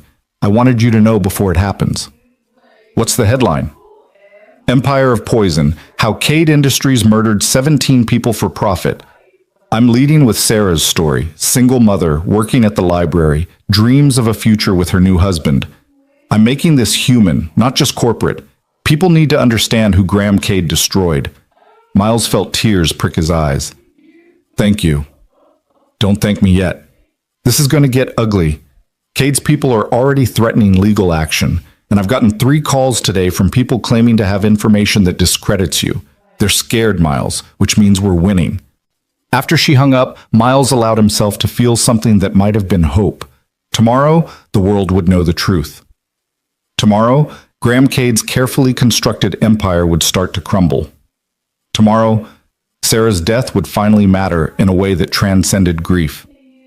He checked on Sophie one more time, still sleeping peacefully, Mr. Hopscotch tucked under her chin, and then went to bed in the safe house that would be home until this was over. At 5:30 a.m., his phone started ringing. By 6, it hadn't stopped. Reporters, old friends, people he barely knew, all calling because Rebecca's story had gone live, and suddenly Miles' heart wasn't just some warehouse worker anymore. He was the widower at the center of a national scandal. He was the man who'd exposed a billionaire. He was either a hero or a con artist, depending on who you asked. Agent Torres called at 6:15. Graham Cade is in custody. We executed the warrant an hour ago. He's being processed now, and he'll be arraigned this afternoon. Miles, you did it. You actually did it. Miles sat on the edge of the bed, phone pressed to his ear, trying to process the words. Graham Cade. In custody. Arrested. Actually arrested. What about his lawyers? They're already working on bail, but the charges are serious enough that we're going to fight to keep him detained. Either way, this is happening. The case is moving forward. Sophie appeared in his doorway, rubbing sleep from her eyes. Daddy, why are you crying? He hadn't realized he was. Miles wiped his face and pulled his daughter into his lap. I'm crying because we won, Bug. The bad man who hurt Mom is going to jail. Really? Really? She hugged him so tight it hurt, and Miles held her while Agent Torres continued talking about legal procedures and next steps and witness protection protocols. But all Miles could think about was Sarah, about how she'd never see this moment, never know that the people responsible for her death were finally being held accountable, about how justice couldn't bring her back, but maybe, just maybe, it could help her family move forward. The news broke everywhere simultaneously. Graham Cade's arrest became the lead story on every channel, every website, every social media platform. Photos of him in handcuffs being walked into the federal courthouse. Headlines screaming about corporate murder and billionaire corruption. Rebecca's article being shared thousands of times with people expressing outrage and demanding accountability. And in the middle of it all, Miles Hart's name. The widower who'd fought back. The single father who'd risked everything. The man who'd taken down an empire with nothing but truth and determination. By noon, Miles's phone had 300 missed calls and more texts than he could count. Some supportive, some accusing him of opportunism, some threatening. Agent Torres had to change his number and issue a statement through the FBI that Miles would not be giving interviews or making public statements while the case was ongoing. Lena called from her secure location. Have you seen the news? Hard to miss it. My father's lawyers are already spinning this as a witch hunt. They're saying he's being persecuted because he's successful. That you and I are collaborating to destroy him for money. Are you okay? She laughed, but it sounded broken. My entire family has disowned me. My mother won't take my calls. My cousins are posting on social media about what a traitor I am. So no, Miles. I'm not okay. But I'm alive. And my father is in jail, and that has to count for something. It counts for everything. Does it? Because right now it feels like we've just made everything worse, like we've destroyed our lives for a chance at justice that might not even happen. Miles looked at Sophie, who was coloring at the kitchen table with supplies Agent Chen had bought. We did the right thing. Even if it costs us everything, we did the right thing. That has to matter. I hope you're right. The arraignment happened that afternoon. Miles watched it on TV from the safe house. Graham Cade in an expensive suit, looking calm and confident, pleading not guilty to all charges, while his team of lawyers argued for bail. The judge, clearly unimpressed, set bail at $20 million and imposed strict conditions including surrender of passport and electronic monitoring. Cade posted bail within an hour. Of course he did, Miles muttered at the TV. $20 million is probably what he spends on vacation. Agent Torres called immediately. He's out, but he's being monitored. He can't leave the state, and he can't contact you, Lena, or any potential witnesses. If he violates those conditions, he goes straight back to jail. So he's just free after everything? He's free until trial. That's how the system works. But Miles, we're building an airtight case. The evidence is overwhelming. When this goes to trial, he's going down. When is the trial? 6 months? Maybe 8. Federal cases take time. 6 months. Half a year of living in limbo, of watching Graham Cade walk around free while Sarah stayed dead. Miles felt rage bubble up in his chest, hot and acidic. I want to testify, he said. When it goes to trial, I want to be on that stand. I want to look him in the eye and tell the jury what he took from me. You will. You and Lena both. You're key witnesses. That night, Miles lay in bed thinking about the trial. About sitting in a courtroom while lawyers picked apart his life and his marriage and his grief. About Graham Cade's legal team trying to prove he was an opportunist or unstable or lying. About having to relive Sarah's death in excruciating detail for a jury of strangers. But he also thought about those 17 names. About families who'd never gotten justice. About people who'd trusted corporations and been betrayed. About a system that protected the rich and powerful until someone finally said enough. Sophie's door opened, and she padded into his room in her pajamas. Daddy, I can't sleep. Me neither, Bug. He lifted the covers, and she crawled in beside him, warm and small and trusting. Are we safe now that the bad man got arrested? Miles wanted to lie, wanted to tell her everything was fine, but Sophie deserved honesty. We're safer, but we have to stay here a little longer just to be sure the FBI is protecting us. And then we can go home. And then we can go home. She was quiet for a moment. Then, Daddy, do you think Mom knows about what you did? Miles felt his throat close. Yeah, Bug. I think she knows. And I think she's proud. I'm proud too. Sophie yawned and snuggled closer. You're brave. So are you. They fell asleep like that. Father and daughter in an FBI safe house. Hiding from a billionaire's revenge, waiting for a trial that would either vindicate them or destroy them. But for tonight, they were together and safe, and that had to be enough.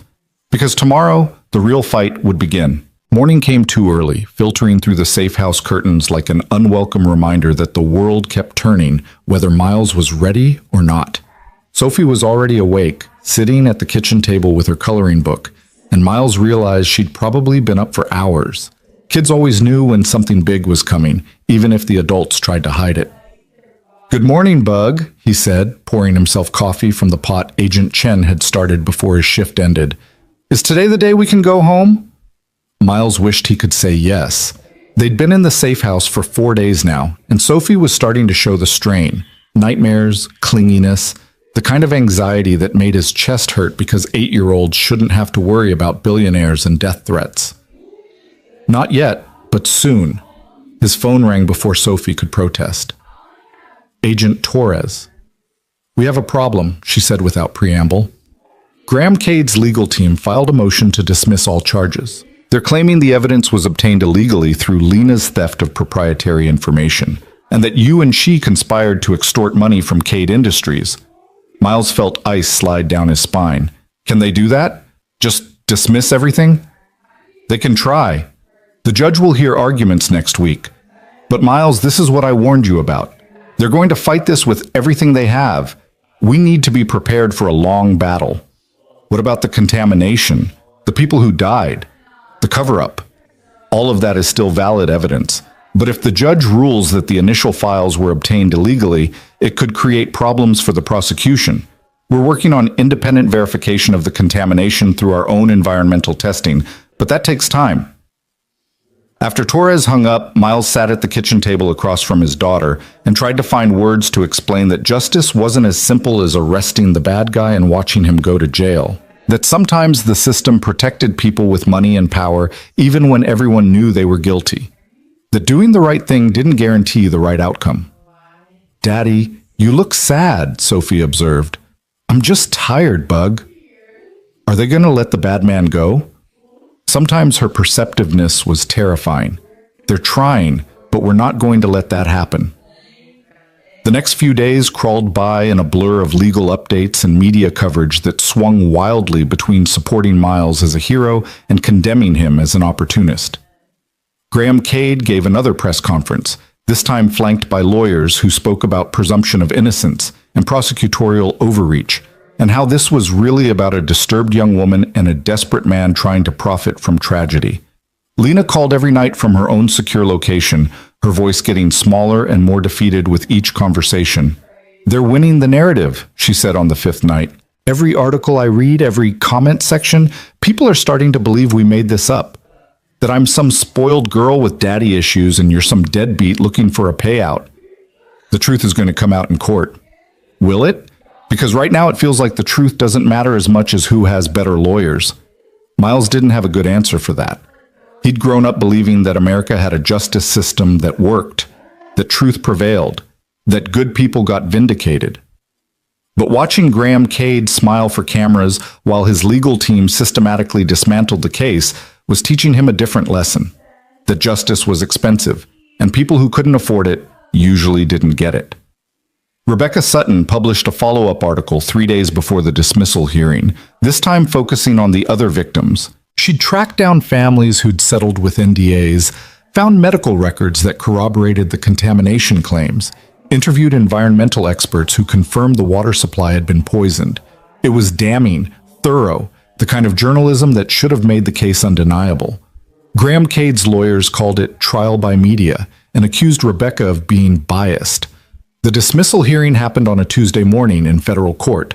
Miles wasn't allowed to attend, witnesses couldn't be present for preliminary motions, so he watched the live feed from the safe house while Sophie was at school with a protective detail.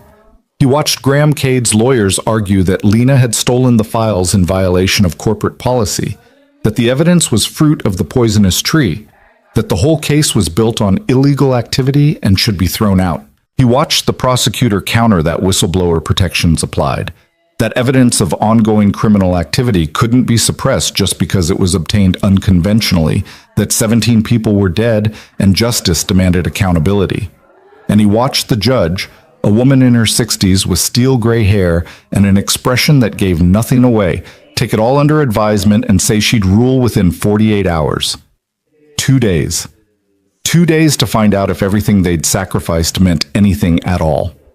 Miles picked up Sophie from school and took her to get ice cream at a shop 3 blocks from the safe house, trying to give her something normal in the middle of the chaos. She ordered chocolate chip and ate it slowly while Miles pretended his vanilla cone wasn't melting all over his hand because he couldn't focus on anything except the judge's decision. "Daddy," Sophie said around a mouthful of ice cream, "if the judge says the bad man can go free, does that mean he wins? It means we have to find another way to make sure he pays for what he did." "But you said the truth matters. You said doing the right thing matters." Miles looked at his daughter, this small person who still believed the world was fair, who trusted that her father could fix things, who hadn't yet learned that sometimes the villains won simply because they had more money and better lawyers. "It does matter, Bug.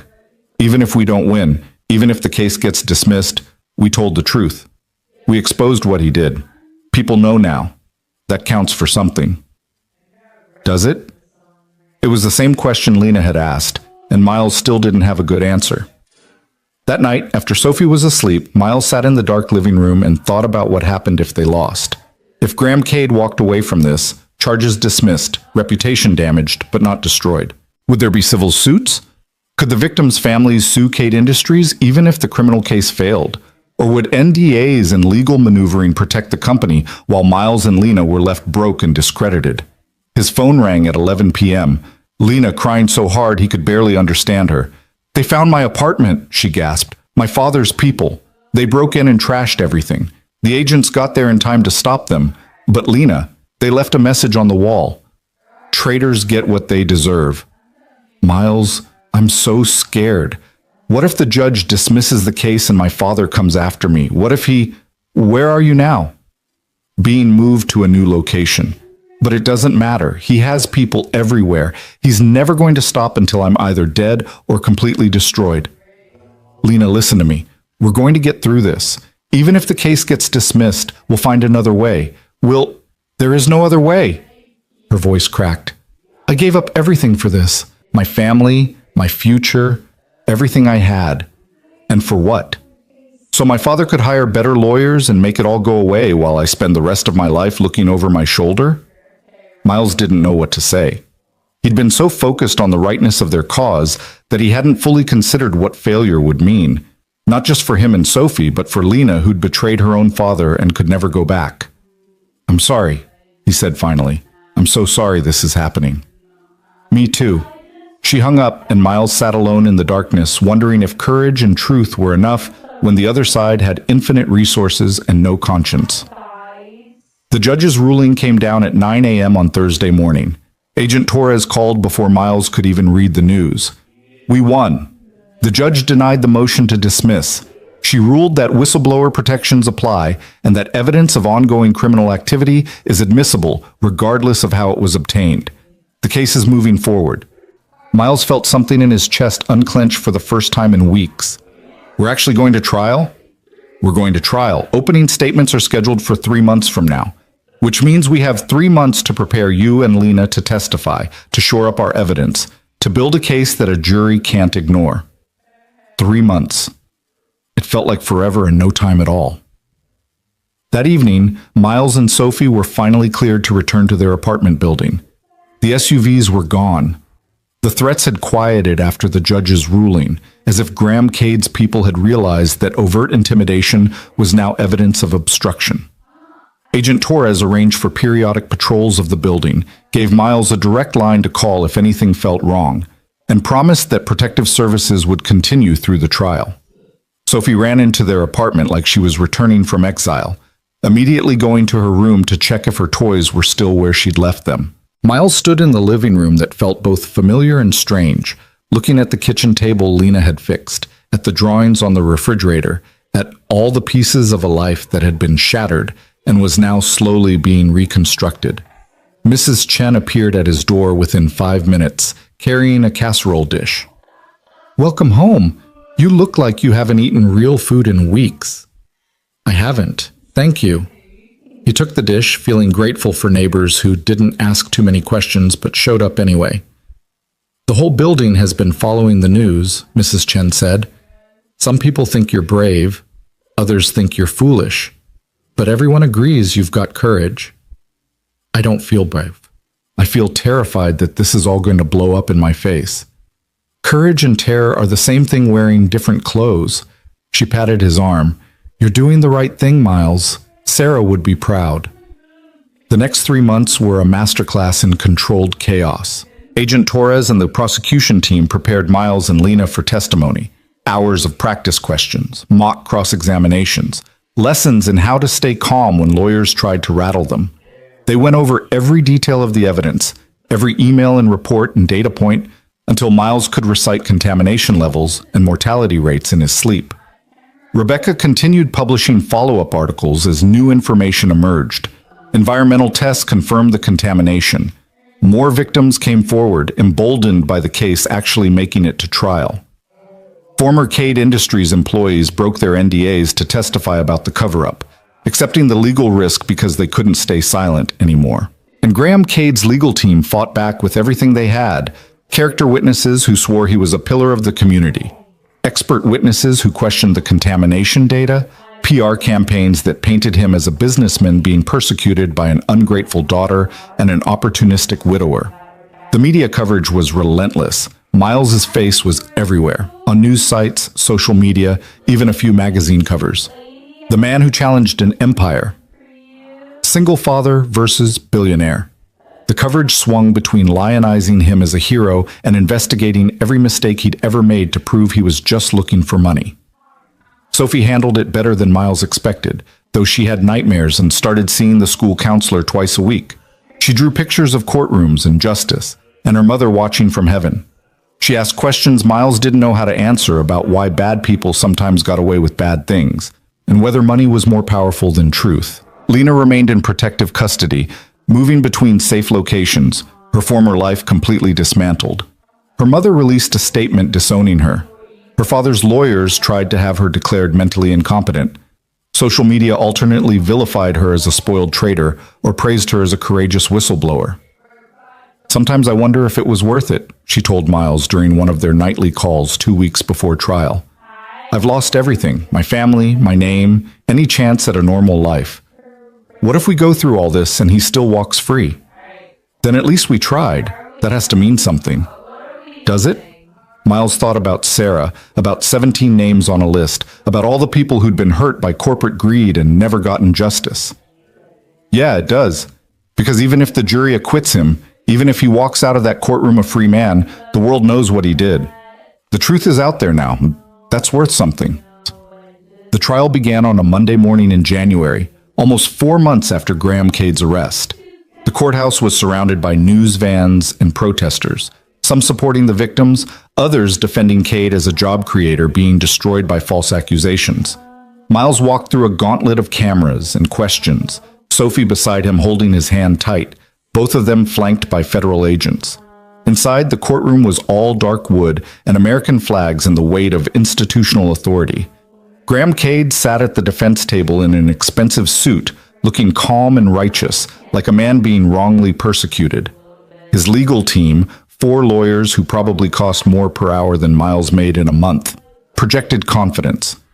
The prosecutor was a woman named Jennifer Walsh, mid-40s, with the kind of sharp intelligence that made you nervous to lie in her presence. She'd spent weeks preparing for this, and Miles watched her organize her notes with the precision of someone who didn't leave things to chance. Jury selection took 2 days. Opening statements started on Wednesday. Walsh stood before the jury and painted a picture of corporate greed so callous it bordered on cartoonish, except it was real.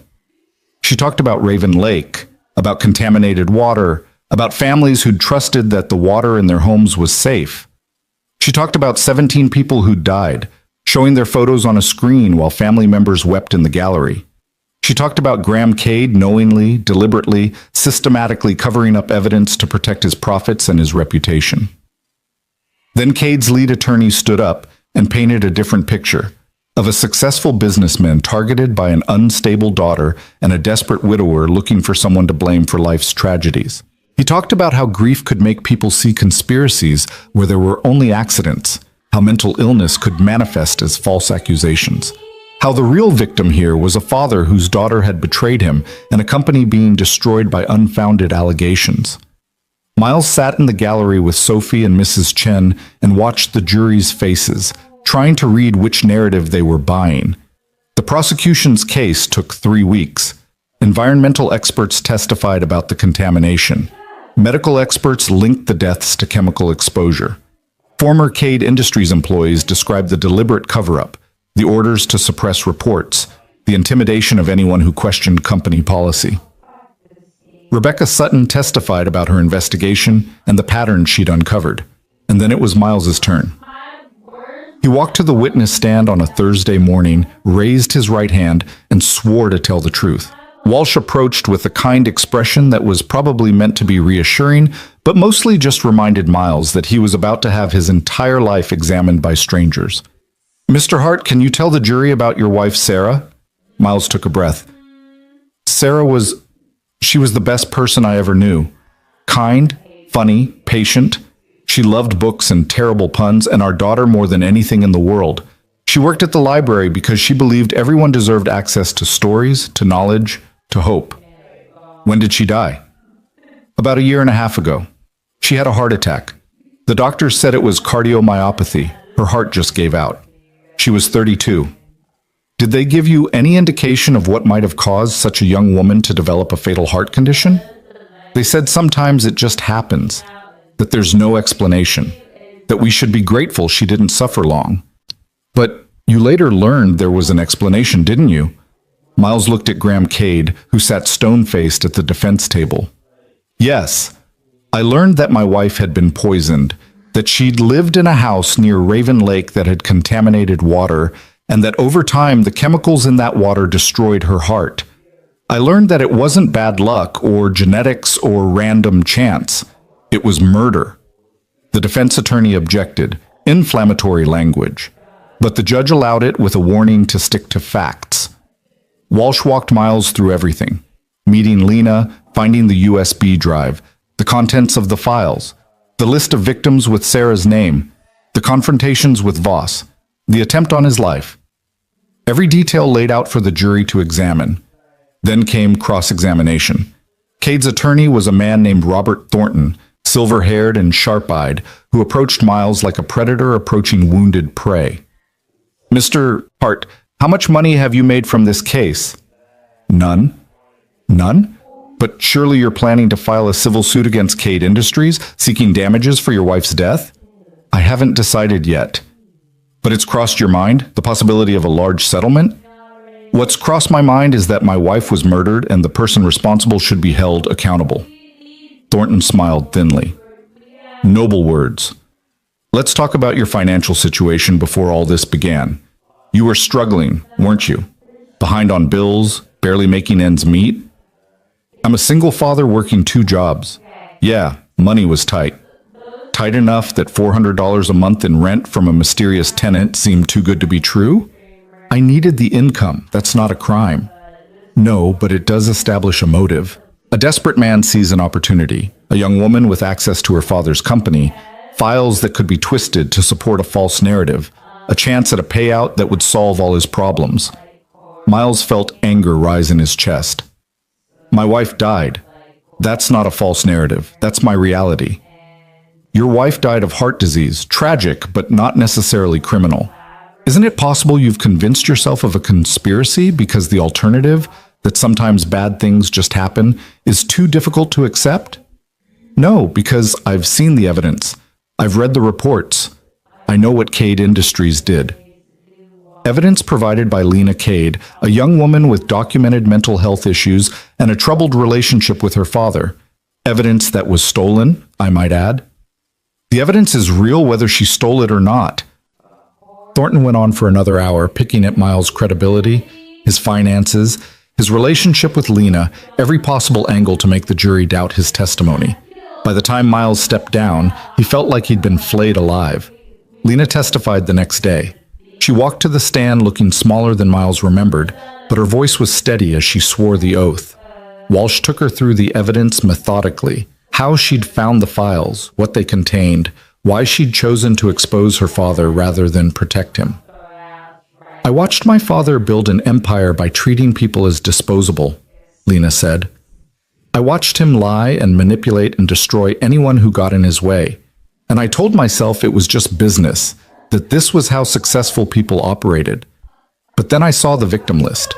I saw Sarah Hart's name, and I realized these weren't just numbers in a spreadsheet. These were people. Real people with families and dreams and futures that my father had stolen for profit. And I couldn't stay silent anymore. Walsh asked the question that everyone wanted answered. Why did you go to Miles Hart specifically? Because he was still fighting. Most of the other families had been paid off or scared off or just worn down by grief. But Miles was still there, still trying to take care of his daughter, still looking for answers. I hoped, that if I showed him the truth, he'd be willing to help me expose it. I needed someone who had standing, who'd been directly harmed, who could be a credible witness. But I also... Her voice broke. I also wanted to make it right. I wanted to give him justice for what my father had done to his family. Then came Thornton's cross-examination, and it was brutal. He went after her mental health history, the therapist she'd seen as a teenager, the anxiety medication, the depression that had followed her mother's emotional abuse. He painted her as unstable, as someone with a grudge against her father, as a girl who'd manufactured a conspiracy to justify her own feelings of inadequacy. Isn't it true, Ms. Cade, that you've always resented your father's success? That you've never felt you measured up to his expectations? I resented that he valued money over human life, Lena shot back. That's not the same thing. But you have a history of seeing him as the villain in your story, don't you? Your therapist's notes indicate you blamed him for your mother's unhappiness, for your own struggles, for essentially every problem in your life. Because he caused those problems, he was emotionally abusive to both of us. He made our lives hell whenever we didn't perform according to his standards. Yes, I blamed him, because he was to blame. Or because it was easier than accepting responsibility for your own issues? Walsh objected, and the judge sustained it, but the damage was done. Thornton had planted doubt, not about the facts, but about Lena's motivations for exposing them. The defense's case lasted a week. They brought in character witnesses who swore Graham Cade was generous and ethical.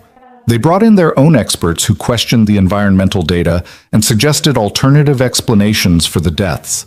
They painted a picture of a successful businessman being destroyed by a vindictive daughter and a grieving widower who'd latched onto a conspiracy theory. And through it all, Graham Cade sat at the defense table projecting wounded innocence, like he couldn't understand why anyone would believe such terrible things about him. Closing arguments happened on a Friday morning. Walsh summarized the evidence with precision, building a case brick by brick. Contamination data, mortality records, internal memos proving knowledge and cover-up, witness testimony establishing a pattern of corporate malfeasance. She ended by asking the jury to think about Sarah Hart, about the other 16 victims, about all the families who'd lost someone because a billionaire had decided profit mattered more than human life. Thornton's closing argument was equally compelling. He talked about reasonable doubt, about how the prosecution hadn't definitively proved that Graham Cade had personally ordered the cover-up. He talked about how tragic deaths didn't necessarily mean criminal activity, how sometimes correlation wasn't causation, how a father's love for his missing daughter didn't make him a murderer. The jury began deliberations on Monday morning. Miles took Sophie back to their apartment to wait, because there was nothing else to do. Agent Torres had warned him it could take days or even weeks for a verdict in a case this complex. So he waited, and tried not to lose his mind. 3 days passed, then 4, then 5. On the 6th day, Miles's phone rang at 9 p.m. Torres. "We have a verdict. The jury's coming back tomorrow morning at 10 a.m. Miles barely slept that night. He lay in bed thinking about everything that had led to this moment. Sarah's death, Lena's courage, his own decision to fight back instead of staying silent. He thought about what it would mean if they lost, if Graham Cade walked out of that courtroom a free man.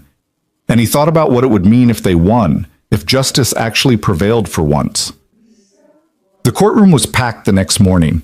Miles sat in the gallery with Sophie on one side and Mrs. Chen on the other, his hands clenched so tight his knuckles were white. Lena sat with the prosecution team, looking pale and terrified. Graham Cade sat at the defense table looking confident, like this was already decided in his favor. The jury filed in, and Miles tried to read their faces but couldn't see anything definitive.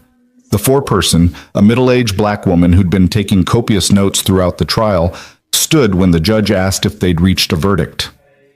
"We have, Your Honor." "On the charge of conspiracy to commit fraud, how do you find the defendant?" "Guilty." The word hit the courtroom like a bomb.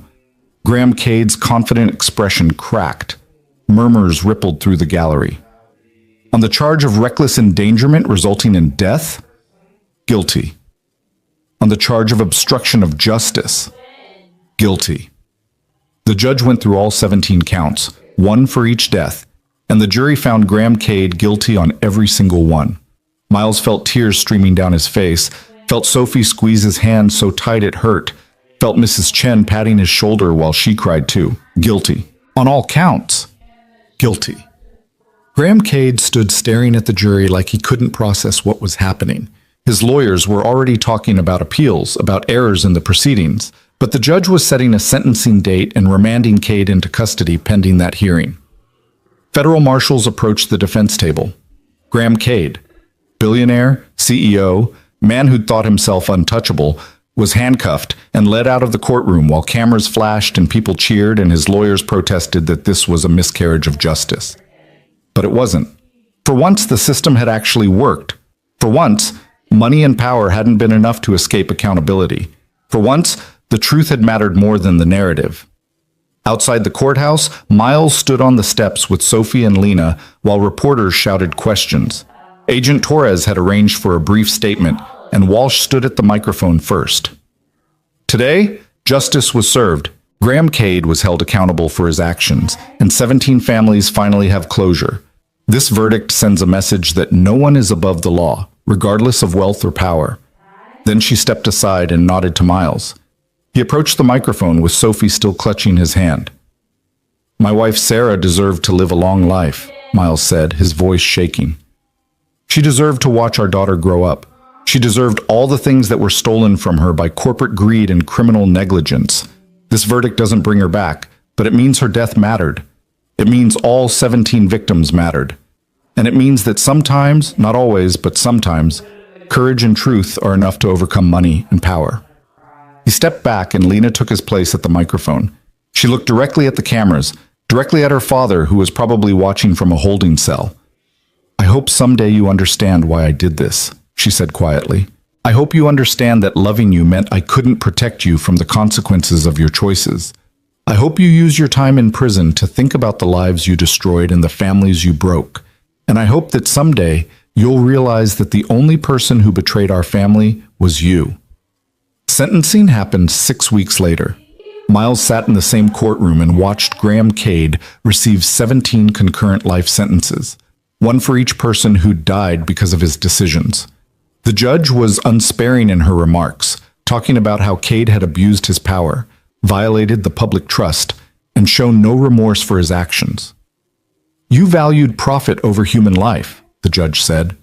"You treated people as disposable, as acceptable casualties in your pursuit of wealth. And you did it all while hiding behind corporate structure and legal maneuvering, believing yourself untouchable. Today's sentence is a message that no one is untouchable, and that justice, however delayed, will eventually prevail." Graham Cade was led away in shackles, and Miles felt something in his chest finally release. It was over. Actually, truly over. The civil suits came next, families of the victims filing wrongful death claims against Cade Industries. Miles was offered a settlement of $3 million, enough to pay off debts, buy a house, send Sophie to college, live comfortably for the rest of his life. He accepted it not because he wanted the money, but because Sophie deserved stability and Sarah's death deserved to mean something tangible for their daughter's future. Lena received nothing. She'd been written out of her father's will the moment she testified against him, and Cade Industries' board distanced themselves from her to protect the company's reputation. But she was free, finally, truly free, of the family that had defined and confined her for 20 years. She got a job at a nonprofit that helped whistleblowers navigate the legal and emotional aftermath of speaking truth to power. She moved into a small apartment across town, started therapy, began rebuilding a life that was entirely her own. And once a week she came to Miles and Sophie's new apartment for dinner. It was 6 months after the sentencing, and they were eating spaghetti, still the only thing Miles really knew how to cook, when Sophie pulled out a wooden box she'd been working on in art class. "I made something," she announced, "for all of us." She opened the box to reveal 3 objects arranged carefully on felt lining. A small wooden key that she'd carved in woodshop, the word "home" burned into it with a wood-burning tool. The original rental receipt Miles had written for Lena's first month's rent, now laminated and preserved. And a paper crane folded from a newspaper clipping, the headline announcing Graham Cade's conviction. "These are the 3 most important things," Sophie explained. "The key means we found home even when everything was scary. The receipt means Lena found us, and we found her. And the crane means we won. We beat the bad guy." Lena picked up the crane carefully, tears streaming down her face. "Sophie, this is beautiful." "Mom used to fold cranes," Sophie said. "Daddy told me. So I learned how, and I wanted to make one that meant something good happened because of what she went through." Miles pulled his daughter into a hug, overwhelmed by her wisdom and resilience. "Your mom would love this, Bug. She'd be so proud of you." "I'm proud of all of us," Sophie said. "We were brave together." Later that night, after Lena had gone home and Sophie was asleep, Miles sat on his couch in their new apartment. 2 bedrooms, better heat, a neighborhood where kids played outside without supervision, and thought about everything that had happened, about Sarah and Justice and the strange family he'd built from tragedy and courage. His phone buzzed with a text from Lena. Thank you for not giving up on me. Thank you for believing that truth mattered. Thank you for being the kind of person who fights even when the odds are impossible." He typed back, "Thank you for risking everything to make this right." Sarah's death will always hurt, but at least it means something now. At least 17 families got justice. That's because of you. A year later, Miles stood in a courtroom again, but this time it was different. This time, he wasn't a witness or a victim. He was a spectator watching Lena receive an award from a national whistleblower protection organization. She stood at a podium in front of judges and activists and other people who'd spoken truth to power, and she told their story. "I didn't do this alone," Lena said. "I couldn't have done it alone. It took a single father who refused to accept that his wife's death was just bad luck. It took an FBI agent who believed us when she had every reason not to. It took a journalist who wouldn't back down even when threatened. It took a community of people who decided that sometimes justice is worth fighting for, even when the cost is everything." She held up the paper crane Sophie had folded, now encased in clear resin on a stand. This crane was made by an 8-year-old girl who lost her mother to corporate greed. She folded it from the newspaper headline announcing her mother's murderer had been convicted. And she told me it represented hope. The hope that even the smallest, most powerless people can change the world if they're brave enough to try. Miles watched from the audience with Sophie beside him, his daughter beaming with pride because her crane, her symbol of their shared courage, was being honored in front of hundreds of people. After the ceremony, they went to dinner at a restaurant that was nicer than anywhere Miles had eaten in years. The settlement money meant he didn't have to worry about prices anymore, didn't have to calculate whether they could afford dessert. Sophie ordered everything she wanted, and Lena laughed at her stories about school. And for a few hours, they were just people sharing a meal instead of survivors of corporate warfare. Walking back to their cars, Lena pulled Miles aside. "I need to tell you something. I've been offered a job in D.C., working with a senator who's drafting corporate accountability legislation. They want someone who understands whistleblower issues from personal experience." Miles felt a pang of something that might have been loss. "That's amazing, Lena. You should absolutely take it. It means I'll be moving away. I won't be able to come to dinner every week. You'll visit, though, and we'll visit you. Sophie's already planning a trip to see the monuments." Lena hugged him tight. "You gave me a family when mine fell apart. You gave me a reason to keep fighting when I wanted to give up. I'll never forget that." "You gave my wife's death meaning," Miles replied. "You turned tragedy into justice. That's a gift I can never repay." 6 months after that, Miles stood in front of a different kind of audience. He'd been invited to speak at a conference on corporate accountability, to tell his story to lawyers and activists and policymakers who were trying to strengthen whistleblower protections and environmental regulations. He stood at the podium looking at hundreds of faces and thought about where he'd been 2 years ago. Broke, grieving, working 2 jobs just to keep the lights on. And he thought about where he was now, comfortable, healing, using his experience to help others understand why this work mattered. "The smallest room my family ever rented," Miles began, "ended up being the place where we found the courage to bring down an empire.